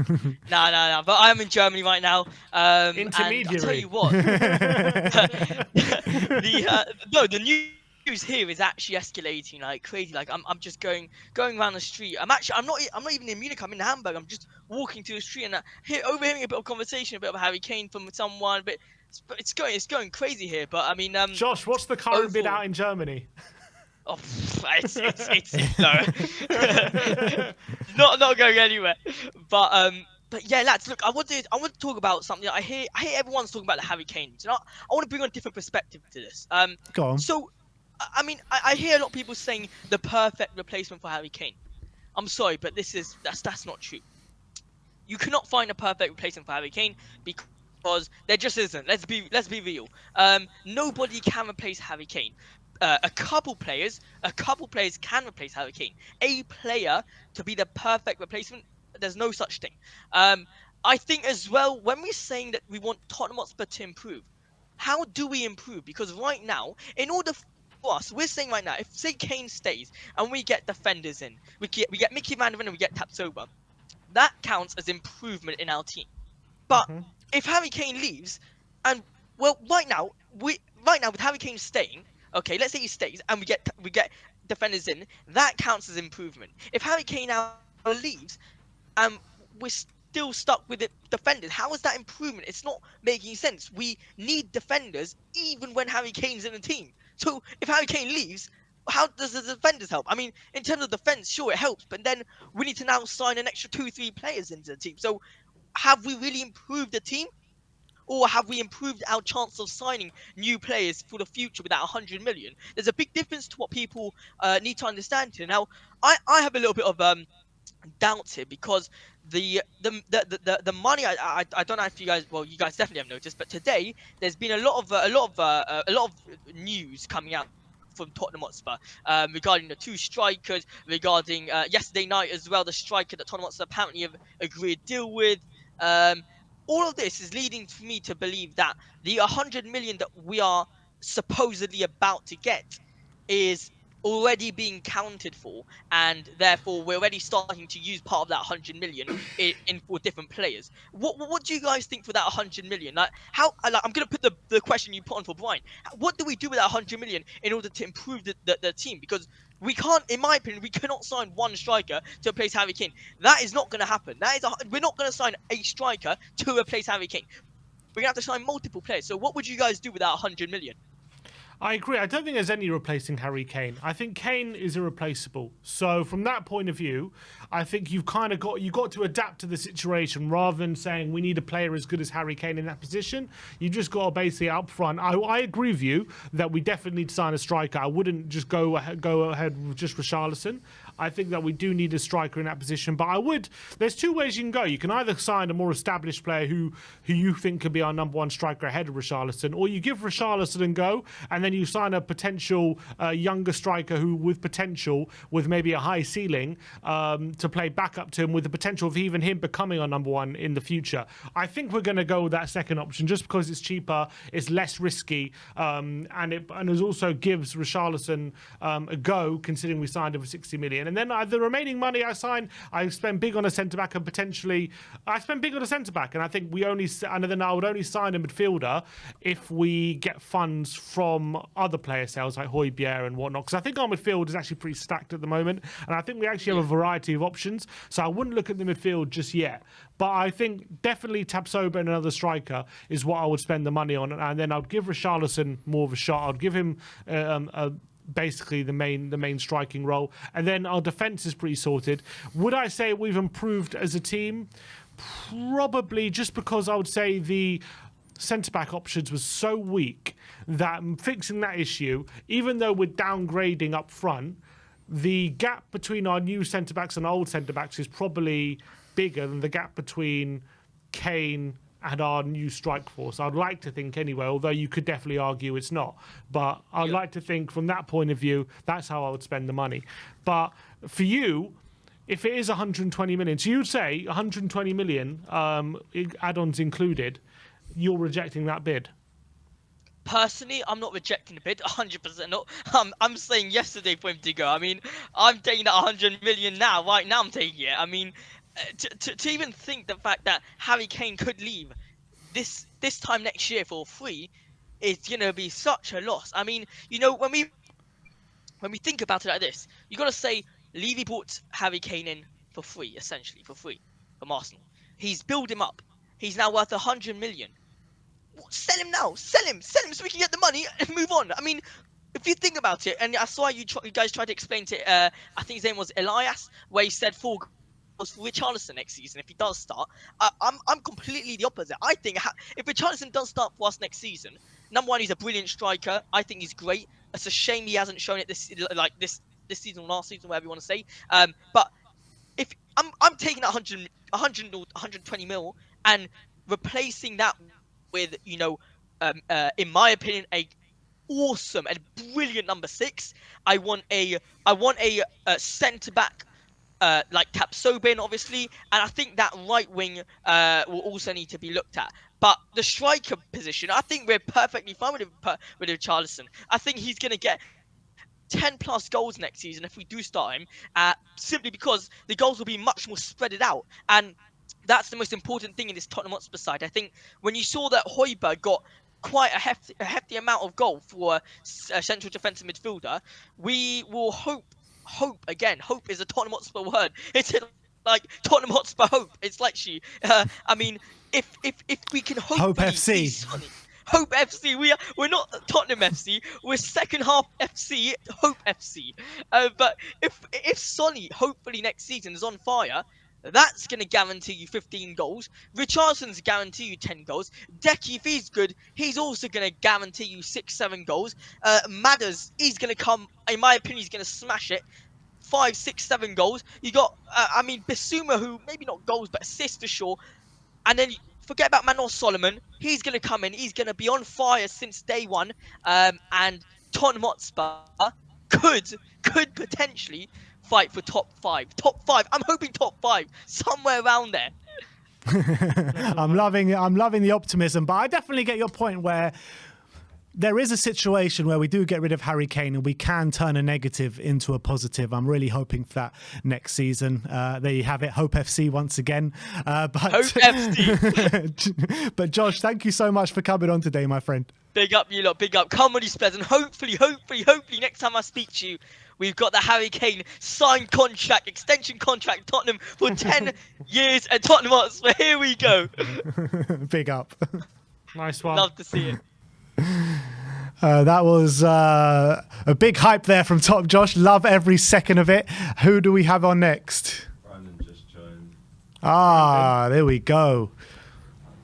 I don't think we're going to be seeing any spaghetti on his head today, but we do. You never know. You never know what kind of randomness that Brandon can spring up today. But we're just lining him up. He will be with us very soon. What's this hat? Is that "Make Tottenham Great Again"? Is that what that hat is? Let's bring him on. Brandon, how you doing, my man? Hey, what's going on, fellas? Yeah, all good, man. How are you? Oh, I'm just dandy. I just moved into a new apartment in New York City, and I'm feeling good. Great. And hey, beautiful day for Tottenham. What a beautiful time to be. Exactly. The days of yore. Yesteryore is no more. Talk to me about your feelings. How do you expect, or how do you want this Harry Kane saga to pan out at this present moment in time? It's. I think it's the future's already been laid out for us. I mean, the history of this club doesn't tell you that we're making potentially 3, 4 signings in a day without a significant outgoing in connection. So you kind of just got to come to terms with it. He's probably going to leave. I know we're all hopeful, all praying to whatever god or spaghetti monster in the sky we might worship. Maybe he would just do a U-turn and sign a new contract. But I get him for 100 million. You take it, run to the bank, get a gift Orban in, get another center back besides Mickey Van de Ven. Please, come on. I mean it. And it better not be a long way. I mean, he's a Crystal Palace type player at best, in my opinion, in his current state. And that's not what we should be aiming for. That's not. We're one of the most financially powerful clubs in the world, right? Jay-Z even wants us. Even Jay-Z, he stepped that foot into the Tottenham Stadium for Beyonce, and he was like, "I want this. Yeah. I want this." Now you're in Tottenham, not New York, baby. So, Brandon, yes. There's rumours right now of a €120 million bid, including add-ons, coming our way for Harry Kane. So, for you, first, you're saying that's an acceptable bid. And does the add-ons have to be achievable? There's some people saying it's 85 million base fee plus the add-ons to take it to 100 million. I mean, does the minutiae matter to you? Are you just concentrating on if it reaches 100 million, you take it? I mean, look, he's worth more than 100 million. We're all in agreement here. I think everyone in world football is in agreement. But the fact of the matter is, he's got a year left in his contract. What are you going to do? You take it and you sort of with a little angst and you smile and wave. Now, Bayern have behaved absolutely trash. Their media behavior coverage of this has just been absolutely skin crawling. You know, it's watching a German horror film. You know, it's nonsense, and it makes you not want to really do business with them in the future. But that's just how they operate. They've never paid. I think their record transfer fee is like 68 mil for Lucas Hernandez, which, by the way, what the heck was that? They lost him on a free, I'm pretty sure. But I mean, look, it is what it is. It's. I'd rather get 100 million from them than 150 million from Manchester United. Yeah, you know what I mean? I agree. The pain of watching him twice a year to come up against us, it'd be too much to bear. Now, I'd take a slightly lower fee if that buyback clause really does exist in that contract. You know, say after 2-3 years, we have an option to buy him back for maybe 75 mil, something like that. That's exclusively with us, because I do believe that he's a Tottenham Hotspur fan. He loves this club, and if we're able to revolutionize with Ange to get to the point where without him it's challenging for maybe a top 3, a top 2, we've won maybe an FA Cup or something of the sort, you know, maybe a Europa League down the line, something like that. I think that could attract him. You know, you could lure him back in and things could go back to as they were, except with a little more smile and a little less jeer, right? But I don't know. I think people are also looking at some of the wrong targets center backs wise. I gotta something out of left field for you. I think you'll like it. All right. So Fulham just signed that Bassey kid from Ajax, right? For what was it, 21 million? He's a left-sided center back. Fulham's left-sided center back for the past few years has been Tim Ream. I know, American bias, whatnot. But Pep Guardiola tried to sign Tim Ream a couple of years ago. There's some quality there. There's someone who's watched him play for America. Granted, it's against, you know, the Pirates of the Caribbean countries, basically, playing. But he's an old head, right? 35, 36, something like that, right? Sorry, Brandon, I've already switched off at 35, 36. But hear me out. He's a backup option. He's a backup option in case Mickey Van de Ven doesn't hit the ground running, because it's a very real possibility. The man's, 20 years old? 22, you know? yeah. Yeah, okay. You get a stopgap in, something like Tim Ream, who is a backup option, would be happy to be a backup option, I believe, at this stage of his career at a club like Tottenham. And you're probably getting, maybe having to pay a couple million for him. And he's a great leader, great veteran presence in the locker room.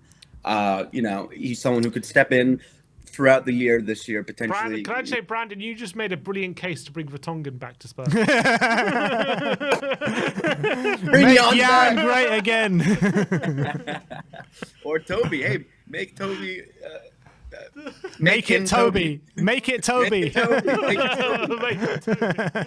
Screw MIT. Make it Toby. Yeah. So, Brandon, I'm not so sure about Tim Ream, to be honest. But come on, carry on making your case. Carry on making your case. It was a left field shot. It's also a little bias, a lot of bias, because I love Tim Ream. The man's, he's got a beautiful lock of hair on him. And a beard. I mean, fantastic guy. But yeah, I mean, look, I think for our second center back, do we need a top Soba? That would be great. Are we gonna go in for a top Soba? I would rather some fresh new blood, regardless of who it is, than bringing back Longley again. That's the overlying point, really. Because look, Longley seems like a fine fella, fine French fella, you know, but. the man's slower than Manan. You know, it's not great. In an system, right? I don't think it's going to work. And we've seen him try and be paired, with Romero, and it's not there. He's got a mistake or two in him as well, which is not what you want next to someone like Romero. You know, I mean, if it's not Tim Ream, if it's not Toby Alderweireld or Mr. Jan, then we got to bring in a veteran presence who can potentially even maybe back up both positions. You know what I mean? Maybe you get, I don't know, someone. Okay, another name doesn't come to mind, but Johnny Evans. Johnny Evans, sure. Whatever. Why not? Get the Northern Irish in here. Represent. Come on. I mean, look, Evans will be fantastic. He's got a left foot and a right peg on him. You know, and he could cover both positions far better than Ben Davies. Brandon, for the money that we're getting for Kane, do you realistically think we can be better off without him, or is that just some copium from the Spurs fan base for the just to protect themselves from selling him? It's copium. It's a hefty dose of copium. It's about a gallon jug worth of copium, you know. And we're not even getting it from you know, a nice little restaurant. We're getting it from the corner store, from a 7-Eleven. And we're saying, hey, we're trying to pretend. Tinned copium. Oh, this is not caviar. This is frog eggs. Well, is there no situation in your mind where we can make this Harry Kane sale into a positive? No, of course there is, but with our current ownership, I don't believe so. You know? I mean, look, I'm of the camp. You give Richarlison a go. He has never had a proper run out, and sure, he squandered his minimal chances last year, but you at least see what you have in that asset, right? What would we pay? 60 mil for him? Come on, yeah. You can't let that go to the wayside. And then you got this Argentinian kid, you know, Alejo, I think, right? Belize. Alejo Belize. And you know, some people are saying we're getting fleeced for that. Some people are saying it's a fantastic deal. Who knows? He's a completely unknown quantity, and I would have preferred us go just straight up for a gift or bond, because the man looks like he's a hot rod on wheels, baby. Oh my God, the man is absolutely gonna do something in this league. I mean, if he comes in, I believe that he's a great option off the bench for Richarlison.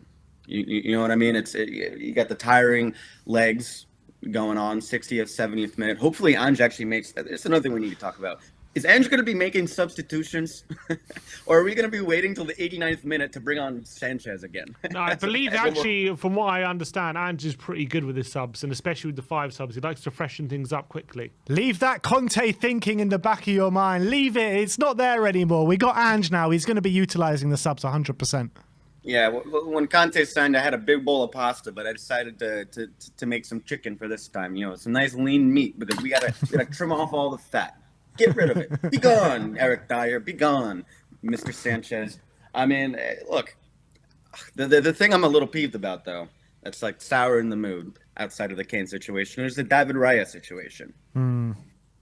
I mean, Arsenal are going to sign him. They're about to sell Matt Turner to Forest, which is going to create that domino effect, right? David Raya is probably going to go there for, I don't know, it's looking like they'll maybe meet at around 30 mil. Vicario might be great. Who knows? But we know that David Raya was one of the 5 best keepers in the league last year. Top 3 with his feet. Yeah, we need agreed. something like that. And he is a completely known quantity at this point. Why the heck didn't we just stump up a little more cash? I understand we got to be penny pinching. We're Mr. Levy and code. You know, the clowns of the circus. You know, they live on a shoestring budget. But how do you feel about this? I mean, would it not be just that much more painful to lose out on Araya? And even if Vicario is great, and see him doing what he does for Arsenal. Look, Brandon, I think if Vicario comes good and he is, you know, a great asset for us, I won't care too much. But, I mean, right now, before we've seen Vicario play a meaningful match, I mean, it is going to hurt to see him go to Arsenal, especially as Brentford was so harsh on us with that 40 million fee. They wouldn't drop it for love nor money. If I see them drop it for Arsenal, and then on top of that, I see Vicario not playing well, then that will absolutely kill me, to be honest. But if Vicario comes good, then I don't think we can have too many complaints. Are you selling Reguilon? Reguilon, I don't know. I think he could be a good backup option, but I don't know. I'd prefer to get money in for him, to be honest. What about you? I mean, I think people often underestimate the value of a good squad player. You know, we've now got a decent Spanish-speaking contingent. And from all of the propaganda videos Tottenham have been putting out on their channel, it seems like Reguilon actually really does get along with all the Spanish-speaking fellows quite well. for that reason alone, plus he's a little better than Davies, probably, hopefully, maybe, I don't know. Exactly. That's the problem. We don't know. I mean, look, I keep him because it doesn't seem like we're going to get a lot of money for him anyway. And if he's good mates with a lot of this Spanish contingent, then keep him happy. Keep Romero happy, along with people that he can relate to, Lo Celso, etc.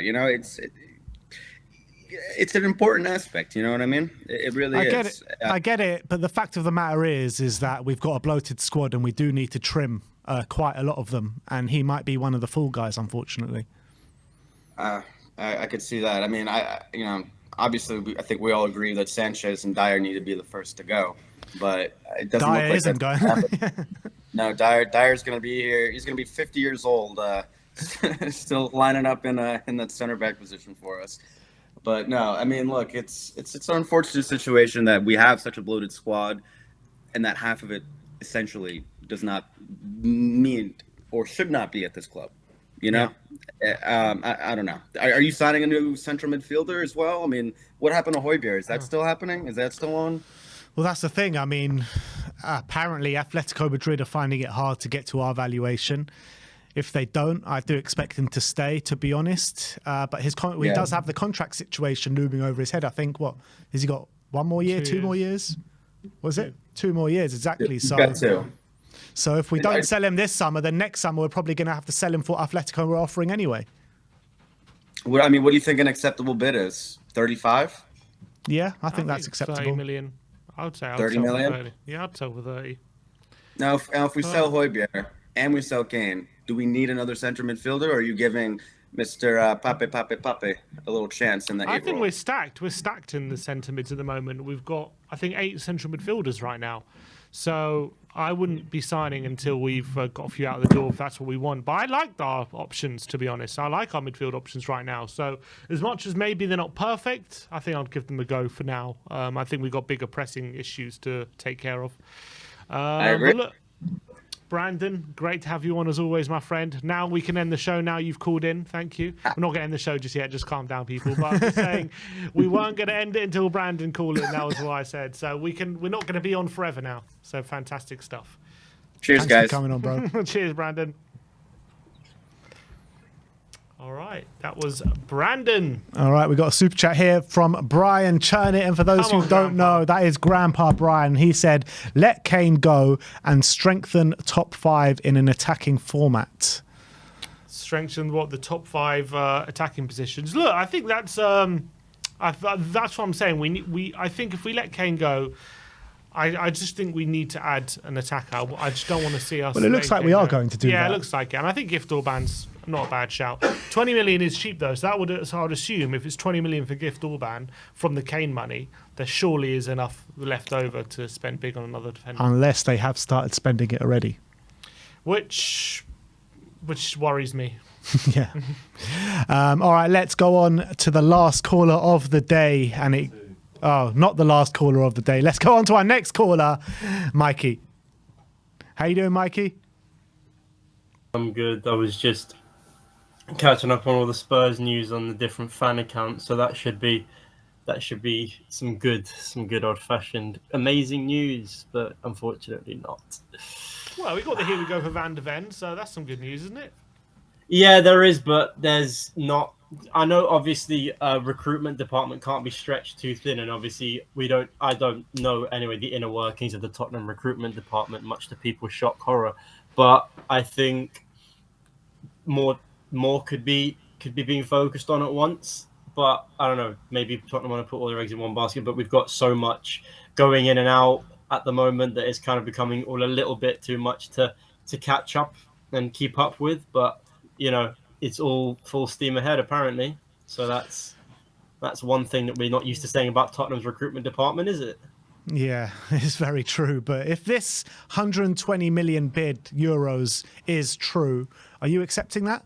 I'll take it. I take it every day of the week. I've been saying I've tried to, as a Spurs fan, obviously, firstly, Harry Kane is, well, I haven't been alive to see the likes of Blanchflower, Ardiles, and more recently even Van der Vaart. But by all accounts, and Greavesy, especially Harry Kane, is our greatest ever player. That's just me saying that out of my own experience. And sentimentally, the fan base, particularly the fans who have watched him week in, week out, those season ticket holders have watched basically every Tottenham fan's dream come true for one man. England's top scorer, especially English Tottenham fans, English top scorer, Tottenham top scorer, Tottenham's high scorer in European football, bunch of other records that I don't have to list off because people already know them. But the fact of the matter is you're getting £100 million plus if the value is to be believed for a 30-year-old who's got 1 year left on his deal, who even though he's strengthened up, his injury record is still a bit patchy and could, at a robust challenge, go down a little bit and get his fitness concerns back again, especially going into his 30s, of the amount of games he's played every year for the last few years. He's been rushed back every time he's been injured. And so I think all those factors contribute to us having to take the money and run. It seems a simple decision to me. Because Kane, although he hasn't suggested he doesn't want to be here, it's no secret that he'd want the move. It's not like he'd out and out refuse a move to Bayern Munich. We're not trying to force him out the door. He would say yes to it. And that money would do us the world of good. So it seems a no-brainer to me. Do you anticipate, can you see a future then? We take the money from Kane and become a better team for it? I mean, it depends how you define better, because obviously we can't be much worse than we were last season. But from what I've seen in pre-season, and again, we've had two different teams for two different 45s. I'm obviously going to the Shakhtar game, so I'll have more of a chance to analyse the inner workings of the new Post-Kane system. But from what I've seen, it looks like, albeit with varying degrees of results based on our defence, that Richarlison has been the more effective of the two up front. It looks like Harry Kane has not necessarily struggled, but we've scored more goals with Richarlison on the pitch, who is very much a Postecoglou player. Harry's defenders, plays on the front, plays on the final foot. Yeah, he'll get caught offside a couple of times, but he's been told to run in behind pretty much every time there's an option. And with Maddison, one of the better creative midfielders in the league, feeding him, if Richarlison could just get his finishing a little bit better, I don't see where I see Richarlison being able to score 10 to 15 goals in the Prem, sharing the goals around a bit, Son contributing more than he did, Maddison supplementing a bit of Kane's creative output, and I think you've got yourself a perfectly adequate attack to build on without Harry Kane being there. So you think that with selling Harry Kane, we wouldn't need to make any more additions in the front line to get I'm enough not saying goals that. next season? I'm not saying that, but I think Richarlison and Son can supplement Kane's goal scoring if given the tools to do so. And I think Maddison and Kulusevski can supplement Kane's creativity if Kulusevski finds his form. Or, we've got the unpredictable quality of Manuel Solomon and Ivan Perisic, who is definitely going to play as a winger this year. And I am backing Perisic to be one of our super subs. I think he's a very, very good left wing option, and I like what I've seen. I wouldn't sell Perisic. I like what I've seen him as a winger, not as a starter, but as a backup winger. But bringing in someone like a Gift Orban, there's been reports in the last few minutes that we've started to keep tabs on Jonathan David yet again, the Canadian striker from Lille, which I'm not adverse to as a move either. I haven't looked up his more detailed stats, as I probably should do on a FB Ref or something, but as far as I can tell, he seems like a pretty good option. The irony is that the striker I would love to get the most is someone who would never join Tottenham, and that's Folarin Balogun. I think he would be an amazing option for Tottenham right now, but obviously he's at the other end of North London and so would never join us. But that's quite ironic, because I would love to see Flo Balogun at Tottenham. I think he'd shine after what I saw from him at Rem last season, but that's never going to happen, so that's wishful thinking. Yeah. Wow. Do you think if we put in a £50 million bid, they would accept it? No chance. No chance. They would never do deals with us. And I mean, that's just my opinion. I mean, it's a tough one because sentimentally, every Tottenham fan is attached to Kane. But I've tried to remove the emotion from it and look at the cold hard facts. And the fact is, 120 million euros for a 30-year-old with 1 year left on their deal. There's,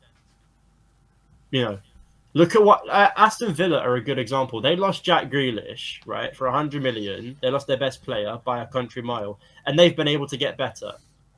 And if Aston Villa can do it, I'm just saying. Yeah, but it goes one of two ways, doesn't it? We sold Bale and didn't exactly pan out for us. Liverpool sold Suarez.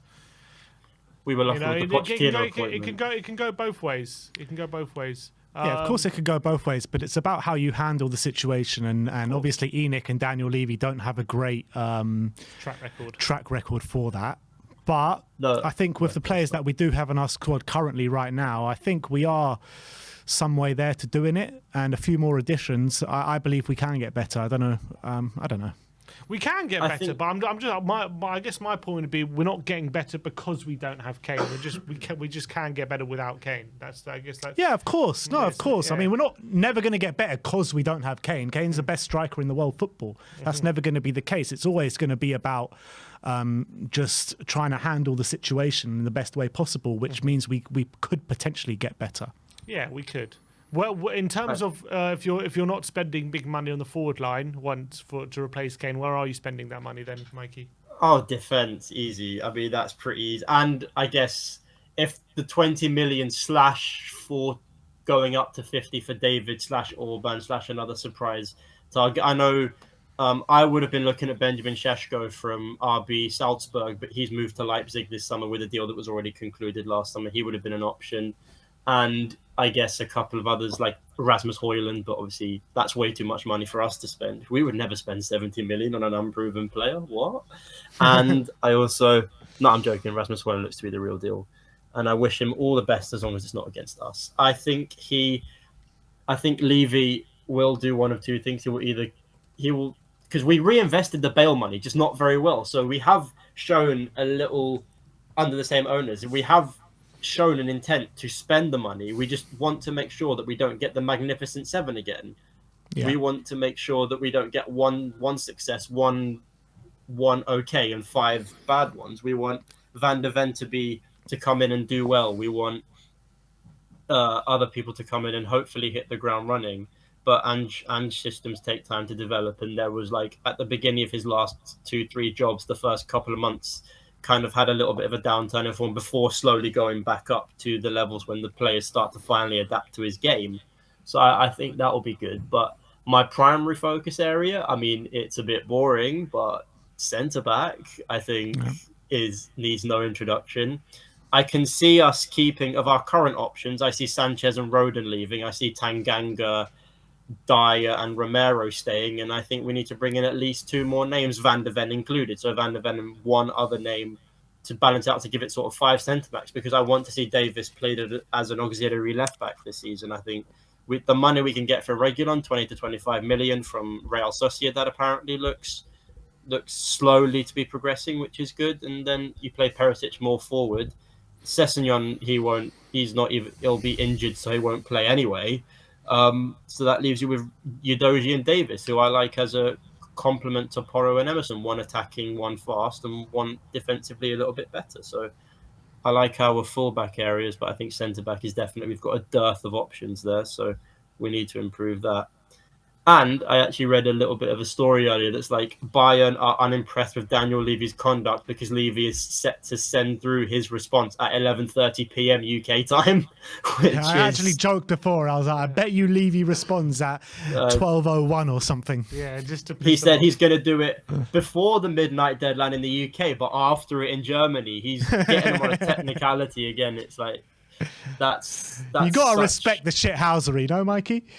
I mean, if we are going to lose our best player, we may as well, not make ourselves wait, not give us enough time, but make them wait for it. But obviously, the Bundesliga season starts. What is it, this weekend or next weekend? So no, I think it starts the weekend after the Premier League. Oh, of course, they only have 34 games, don't they? Oh, that's fair enough. Then I mean, still, he'll have enough time to bed in. And as a resident Dortmund fan, as well as a Spurs fan, Dortmund are my second team. I was almost in tears when they lost the league day on the final day last season. I don't want to see Harry Kane at Bayern, but I think for Tottenham, my principal club, the investment there is undeniable. You've got a war chest sitting there waiting for you to tap it up, and I can't see what benefits. Because even if we win the lot, even if we manage to win a treble in the best possible scenario, the prize money we get in won't equate to the transfer fee we get in. In the best possible scenario, that's winning the Carabao Cup, the FA Cup, the Premier League. The prize money itself won't equate to the transfer fee we can get this summer. And then if we miraculously win a treble, there's no guarantee that Kane will want to stay anyway, because if he manages to win a treble at Tottenham, he'll have achieved his goals and maybe want to challenge himself elsewhere. So no situation where he stays unless he signs a new deal, which at the moment doesn't look likely. I don't think you can gamble losing 100 million just for him to sign a new deal, which 75% looks not likely to happen. I can't see the feasibility in that. All right, Mikey, always a pleasure to speak to you, my friend. Thanks for coming on. No, you're welcome. You're welcome. Cheers. See you soon. All right, and this is the last caller of the day. And everybody together now, Mr. Danny Kiriakou. How you doing, Danny? Go on, Danny. I'm good. How are you boys? Can you hear me right? All good. It's been a long time since we've done an intro like that for you. Long time since we've chatted to you on the channel. So welcome back, my friend. It's been a while. It's been a while, but it's good to be back, guys. Nice to see you guys as well. How's Holland treating you? Have you checking on Van der Ven flights to London? Of course, mate. That's the one thing I was doing all day. No, I'm joking. No, yeah, everything's good. Yeah, it's a nice day today. You've got Pride weekend coming up this weekend, so should be some good fun. But yeah, everything's good, mate. Everything's really good. It's nice that I've come on when we finally pretty much signed a centre back, like our first centre back in how many years? Like it's a good feeling. Yeah, it really is. And look, let's start off with the Harry Kane situation. Of course. 120 million euros is the rumour at the moment in terms of the bid coming in. Do you think, if it's you, are you selling him at that price? 120 million euros, I think it's hard to turn down that sort of money if it is true. I was speaking about this on Sava's show earlier on. My concern with this is that I think it's a matter of what that add-ons is, because when you look at it from what Tottenham wanted, right? Tottenham wanted 100 million pounds apparently, right? I was told this months and months and months ago that was the figure, that if they were to sell Harry Kane, it has to be the minimum of 100 million pounds for them to sit down and talk about having a deal about Harry Kane. Now, if you look at it, right, 100 million euros equates to around 86 million pounds, thereabouts, right? Yeah. So that's still 14 million pounds off what initially they want to have as a standardized fee. So it depends on what those add-ons are and how the add-ons work. Now, from what I was just reading some reports. Some of them were saying the add-ons could potentially be quite hard to obtain. So, for example, if Kane wins the Champions League with Bayern Munich, they get maybe like 5 or 10 million euros or something like this, right? On the add-on. Now, if Daniel Levy looks at that and thinks, well, that's not enough, then Kane's staying. He ain't going anywhere. Like, the thing is, I know a lot of people, the way it looks right now, it definitely looks like it could be on the verge of happening, right?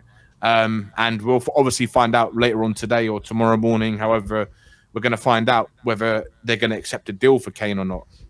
The thing is, I'm just like, maybe it is me like not wanting Kane to go, or maybe it is me for how much I love Harry Kane, that I still feel that there's that Daniel Levy, there's that kind of that thing that makes me believe that the way he is and the way he sees Harry Kane, unless he gets what he wants, right? No matter how much Bayern get close to it, if he's not happy at the end of the day, Kane goes nowhere, right? And maybe what I was thinking, that in Daniel Levy's mind, this is like Mr. Tottenham, right? This is the record goal scorer of the club. This is like the poster boy of Spurs, right? I know maybe not essentially poster boy this season, but in the pre-season build up, but essentially he is the poster boy, right? Yeah. So if Daniel Levy is not satisfied with that offer because it doesn't meet maybe the 100 million pounds as a full flat fee of what he actually wanted or what he values Kane at, then I don't think the deal will go through. So the thing is, no one can tell right now. It's so hard. People can give their opinions. I'm giving you my opinion. Other people and other guests have given their opinions. You have your opinions, but at the end of the day, no one knows, and the only person who knows is Daniel Levy and what's in his mind and what he feels Kane is worth. Because we can all sit here and say 120 million euros is, if that's what it is, with like, including the add-ons, yeah. To us from the outside, it might be okay. That's amazing, but to him, it's like, well, I value him more. I value him higher, and also there's that element that I have that we've seen the reports come out from other reporters, right? We've had Carver, Solihull, and other people say that Kane is actually looking forward to the season with Spurs. He's actually really likes Ange and all this kind of stuff, which also makes me believe that he's not too bothered if he doesn't go to Bayern, because he knows, right, at the end of the season, he can go to any club in the world he wants to go to, any club, because every top club will be offering Harry Kane a contract. Every top club. I don't care what people say.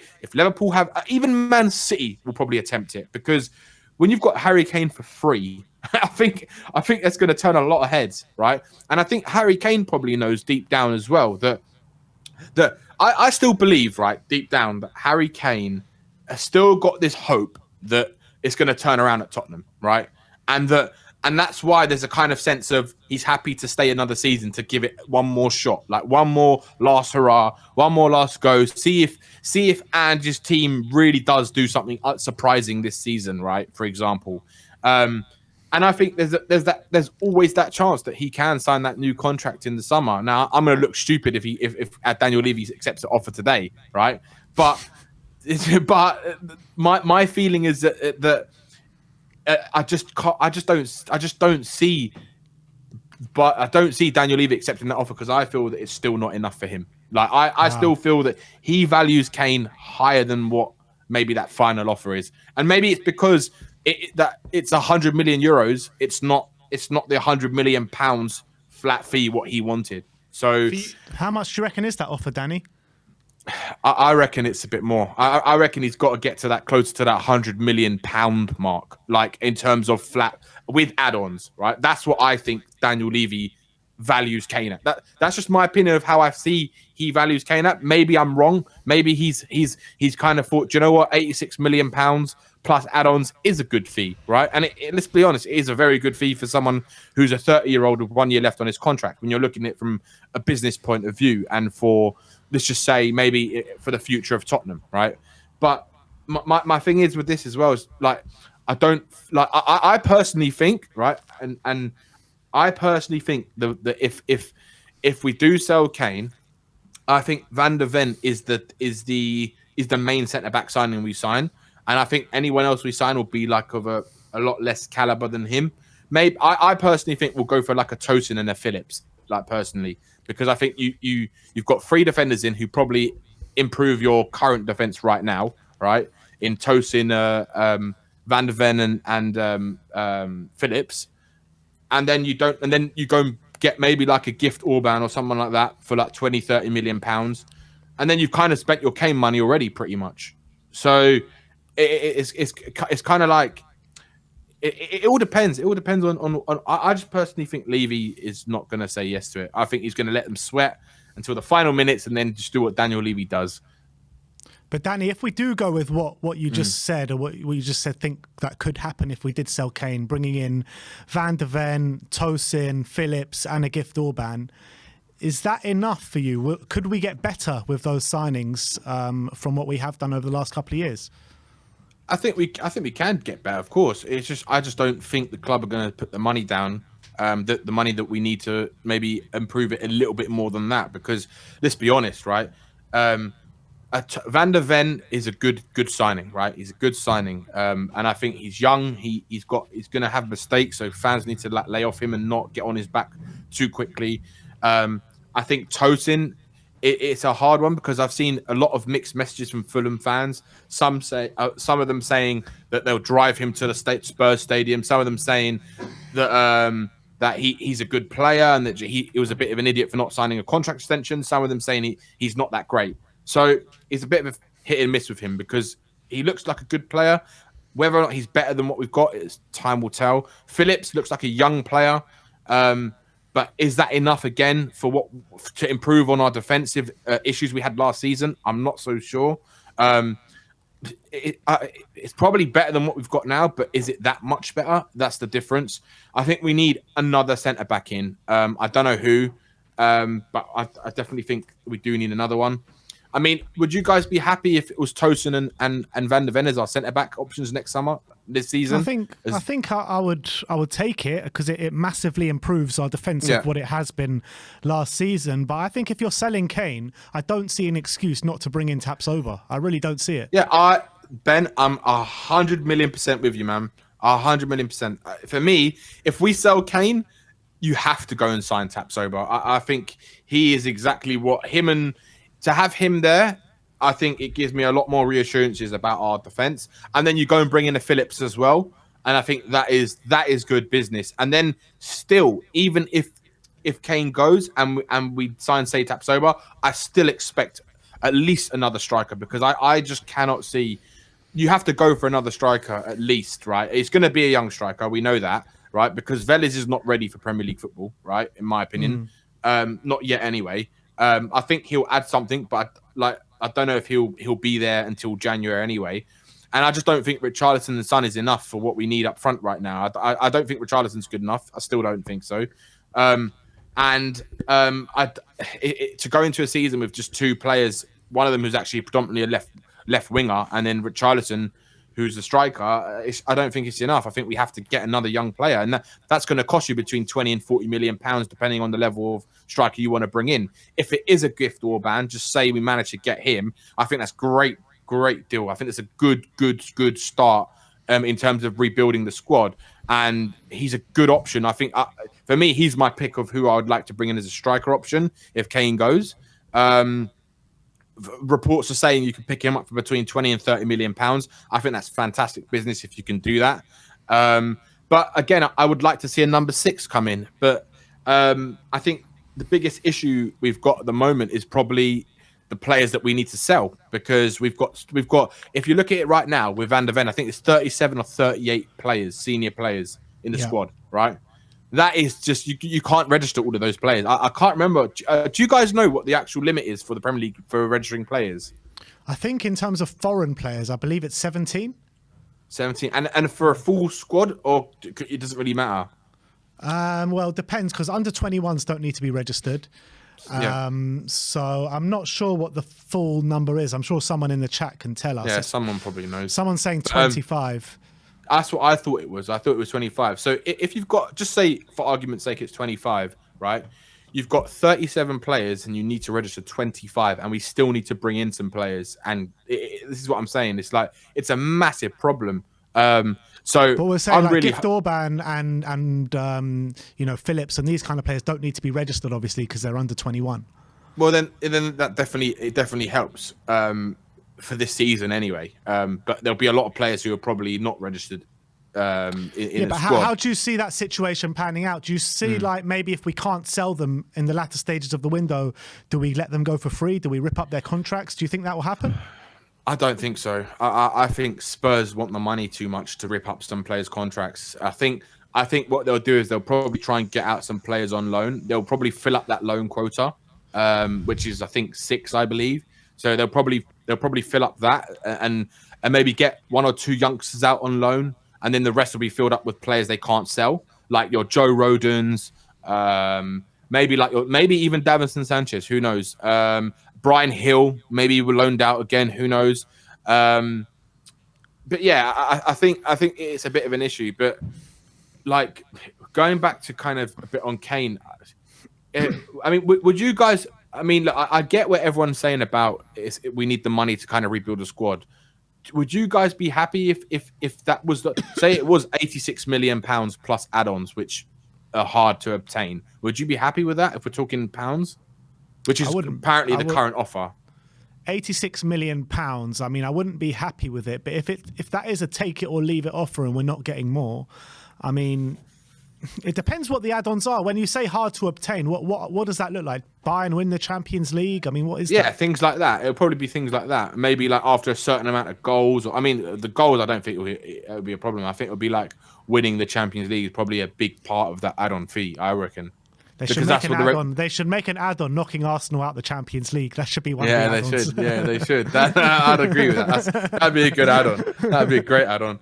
I think if Arsenal come up against Bayern Munich and Harry Kane's in that squad, you know they're gonna it'll be like North London Derby Day all over again. Harry Kane's gonna get the record against them again. But look, I think regardless of what happens, I think if Kane does stay this season, I think it'll be interesting to see, because I still have this kind of, maybe you could say blind optimism or whatever you want to call it, that there is still a chance Harry Kane signs a new contract this season. I'm not saying in January. I'm saying towards the end of the summer, like not this summer, before he leaves. I think if he doesn't leave, he's gonna wait until the very last minute to assess his options, right?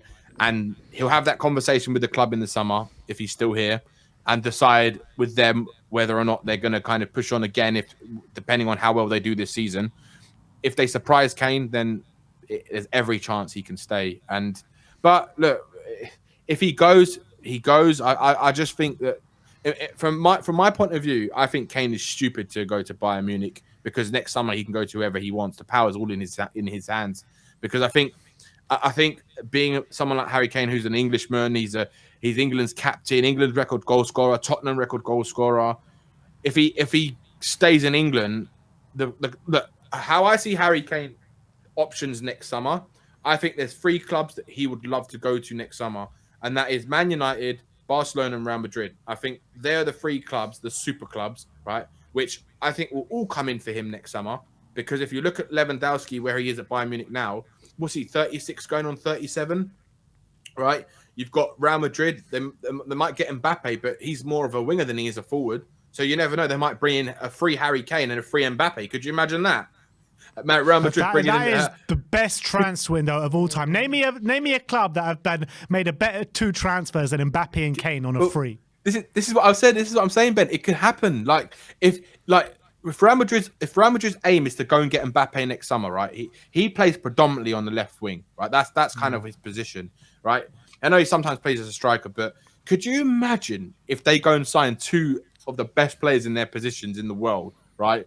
And they bring him in on a free transfer. All they have to do is pay. All they're paying is their high wages and their signing on fee. Yeah, but they won't have to have the massive transfer fees that they would have had if they were trying to pull them from the clubs. So you have to look at it from that angle as well. Like Harry Kane could easily go to Real Madrid next summer and go to the best club on the planet. I think it's more. I think the way I see it, right, with Harry Kane right now is that he's happy to stay at Spurs this season because the power's in his hands next summer, right?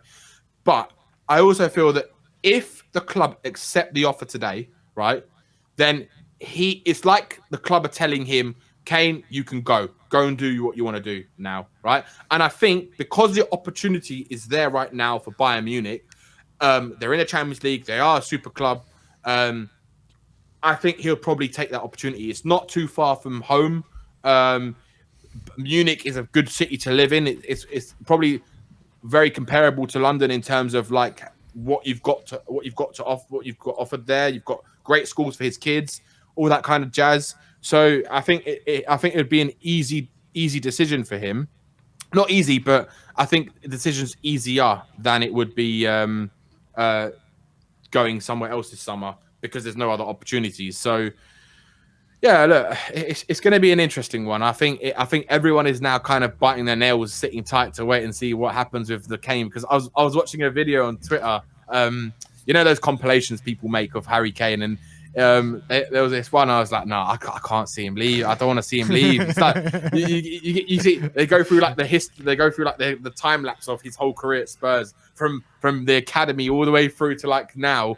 And it's like, oh my God, man, when he goes, it's going to be like the worst thing ever. But I think every fan right now, right, they're saying, yeah, take the money. But I guarantee you every single fan's going to be, their heart's going to be broken when Harry Kane, that message comes up saying goodbye to all the Spurs fans. Thank you for everything, all that kind of stuff.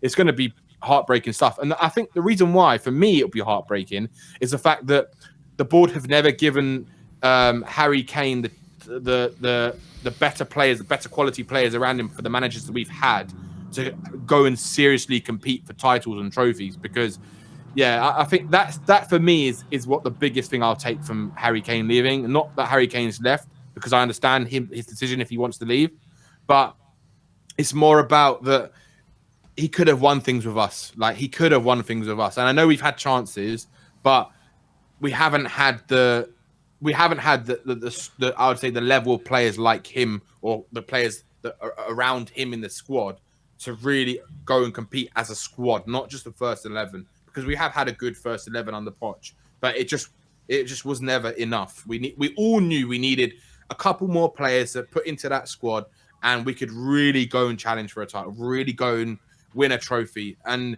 it's just criminal that he never did at Spurs, because if he did, I reckon he would have signed a contract a year or so ago if we'd won trophies. But yeah, look, it's what it is. I mean, it's gonna be like, I want to ask you guys, do you think tonight Daniel Levy is gonna send that email through saying offer accepted? I think tomorrow morning. Tomorrow morning. Just for a bit of shithousery. Yeah. So basically, yeah, by like, no, sorry, we're done. Our deadline's gone. Levy be like, but you said 12 was the end, so I accepted it, but it's too late, isn't it? It's too late. So, I mean, yeah. What do you think, Sim? I think. Oh, I'm torn, man. I'm so torn. It's 50-50 at this point. It really is 50-50. But I'm going to go with he does accept it, yeah. Interesting. And would you be happy then? Okay, so I wouldn't be happy, but it is what it is. I understand the situation. I would be understanding. I wouldn't be happy though. Yeah, I think I'm with you on that. I think so. Okay, so if the situation is that Harry Kane leaves, what would you feel would be happy with for Spurs in terms of business they need to do with the Kane money? Like, for you to say, I'm happy that Kane's gone and I'm happy with the signings that we brought in, what would you feel is needed in this squad right now to go into the season with? Another centre-back. Yeah. A centre-back who's like a, not a Tosin, like a, Tapsoba. Tapsoba essentially, or it doesn't have to be him specifically, but someone like him. Yeah. And I think we need more in the forward line, so I'd like another striker. Yeah. So like I think I would like probably a gift Orban. I wouldn't mind to go for like a Mawani, but that's pretty much blowing the whole Kane money on someone like that. So I wouldn't mind either as well. If it meant getting the centre back as well, I wouldn't mind a gift Orban to supplement Richarlison. I still look at our forward options and I'm thinking, I'm not 100% sure if it's enough, but I think I'm same with you. I think it could be enough given the improvement in defence, and then you add Maddison to the mix. I think it could be okay. What about you, Ben? Yeah, look, I'm kind of a similar thinking. I think if we sell Kane, let's say for 100 million, you bring in Tapsoba for let's say 60, you bring in a gift Orban for about 20, leaves us with a bit of money. Maybe we can bring in one more in a different area of the pitch, maybe even a Tosin for 15 million to give us, proper defensive options and cover. And I think if we have that, then I'm happy to go into the season, to be honest. Yeah, I'm on a similar kind of wavelength with you guys. I mean, like, I was thinking, like, obviously, I think that the star player, if we could actually blow the Kane money, like, I still think we could go and get a Tosin and a Phillips, right? And then go and get, just blow the whole lot on Muani, right? I would love to see us do that. I know we're not going to do that, right? But I think every Spurs fan would be very, very excited if we went and signed Kolo Muani, and then brought in. I think they'll be they'll be quite happy with, say, a Tosin and a Phillips with Van der Ven. But my issue also is, do you guys not think we need a number 6? Because I think Højbjerg is going to leave. I just think it's a matter of time until they find the agreement in terms of with Atletico Madrid with the price. Obviously, we saw reports that there was a £15 million offer and it was rejected or whatever. I think it's a matter of time. If they up that to maybe 25 million with add-ons, I think he goes. And if that happens, we need to get a number 6 because I don't think we have like a proper number 6. My ideal signing right now would be someone like a David Luiz at Aston Villa, but I don't think we're going to spend that. Yeah, sorry, Douglas Luiz. Yeah, sorry. I don't think we're going to spend like 50-odd million pounds to bring someone like him in. So I don't know. What's your thinking on the number 6? Look, I think we could do with another number 6, but I want to see Basuma there, to be honest, because I think he can really flourish there. To be honest, I think he's got the engine, he's got the passing ability, he can cover the ground as well with his stamina. So I actually think Basuma can work really well there. I think that's the plan, isn't it? I think for now that's what Ange's plan is, probably to deploy him in that number 6 role. I think because didn't Ange say recently in a press conference, like after one of the matches, that he sees Basuma as like he can play in multiple positions or something like this. Yeah, he says he can play 6, he can play 8. He's a multifaceted midfielder. That's it. Yeah, that's the one. Yeah.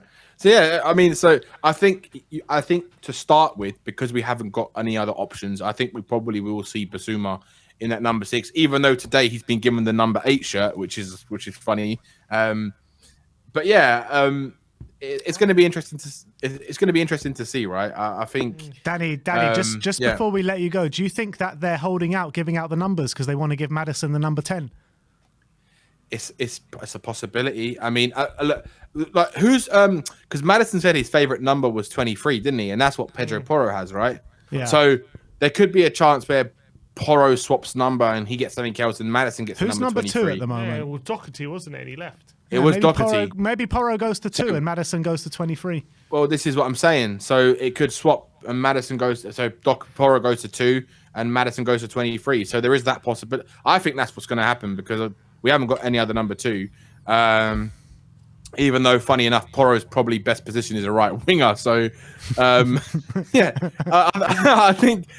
Look, do you know what? When we're talking about wingers, just before I go, I think if you count Porro and Perisic as our other wing options with Son and say Solomon, and obviously Son will probably, if Kane goes, Son will be that rotating striker with Richarlison. I think you could say it's enough for now. I think it's enough for now on the wing options because I think Porro probably will be utilised with Kulu as well as a winger, because I think he's much better as a winger than he is as a right back. But look, it's going to be interesting to see what happens the rest of this. We've still got what's the fourth now. So we've got another 3.5 weeks, just under 3.5 weeks left in the window. Yeah, exactly.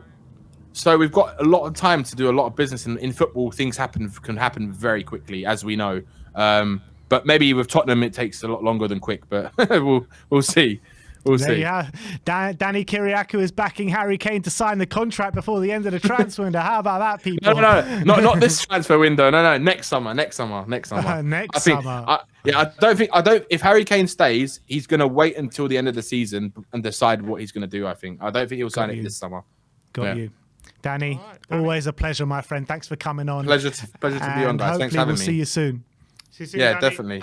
See you soon, guys.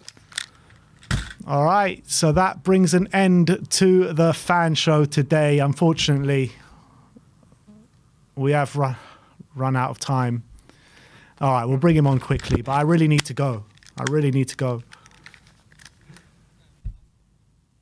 KPV, how are you, my friend? I'm okay, just a bit annoyed.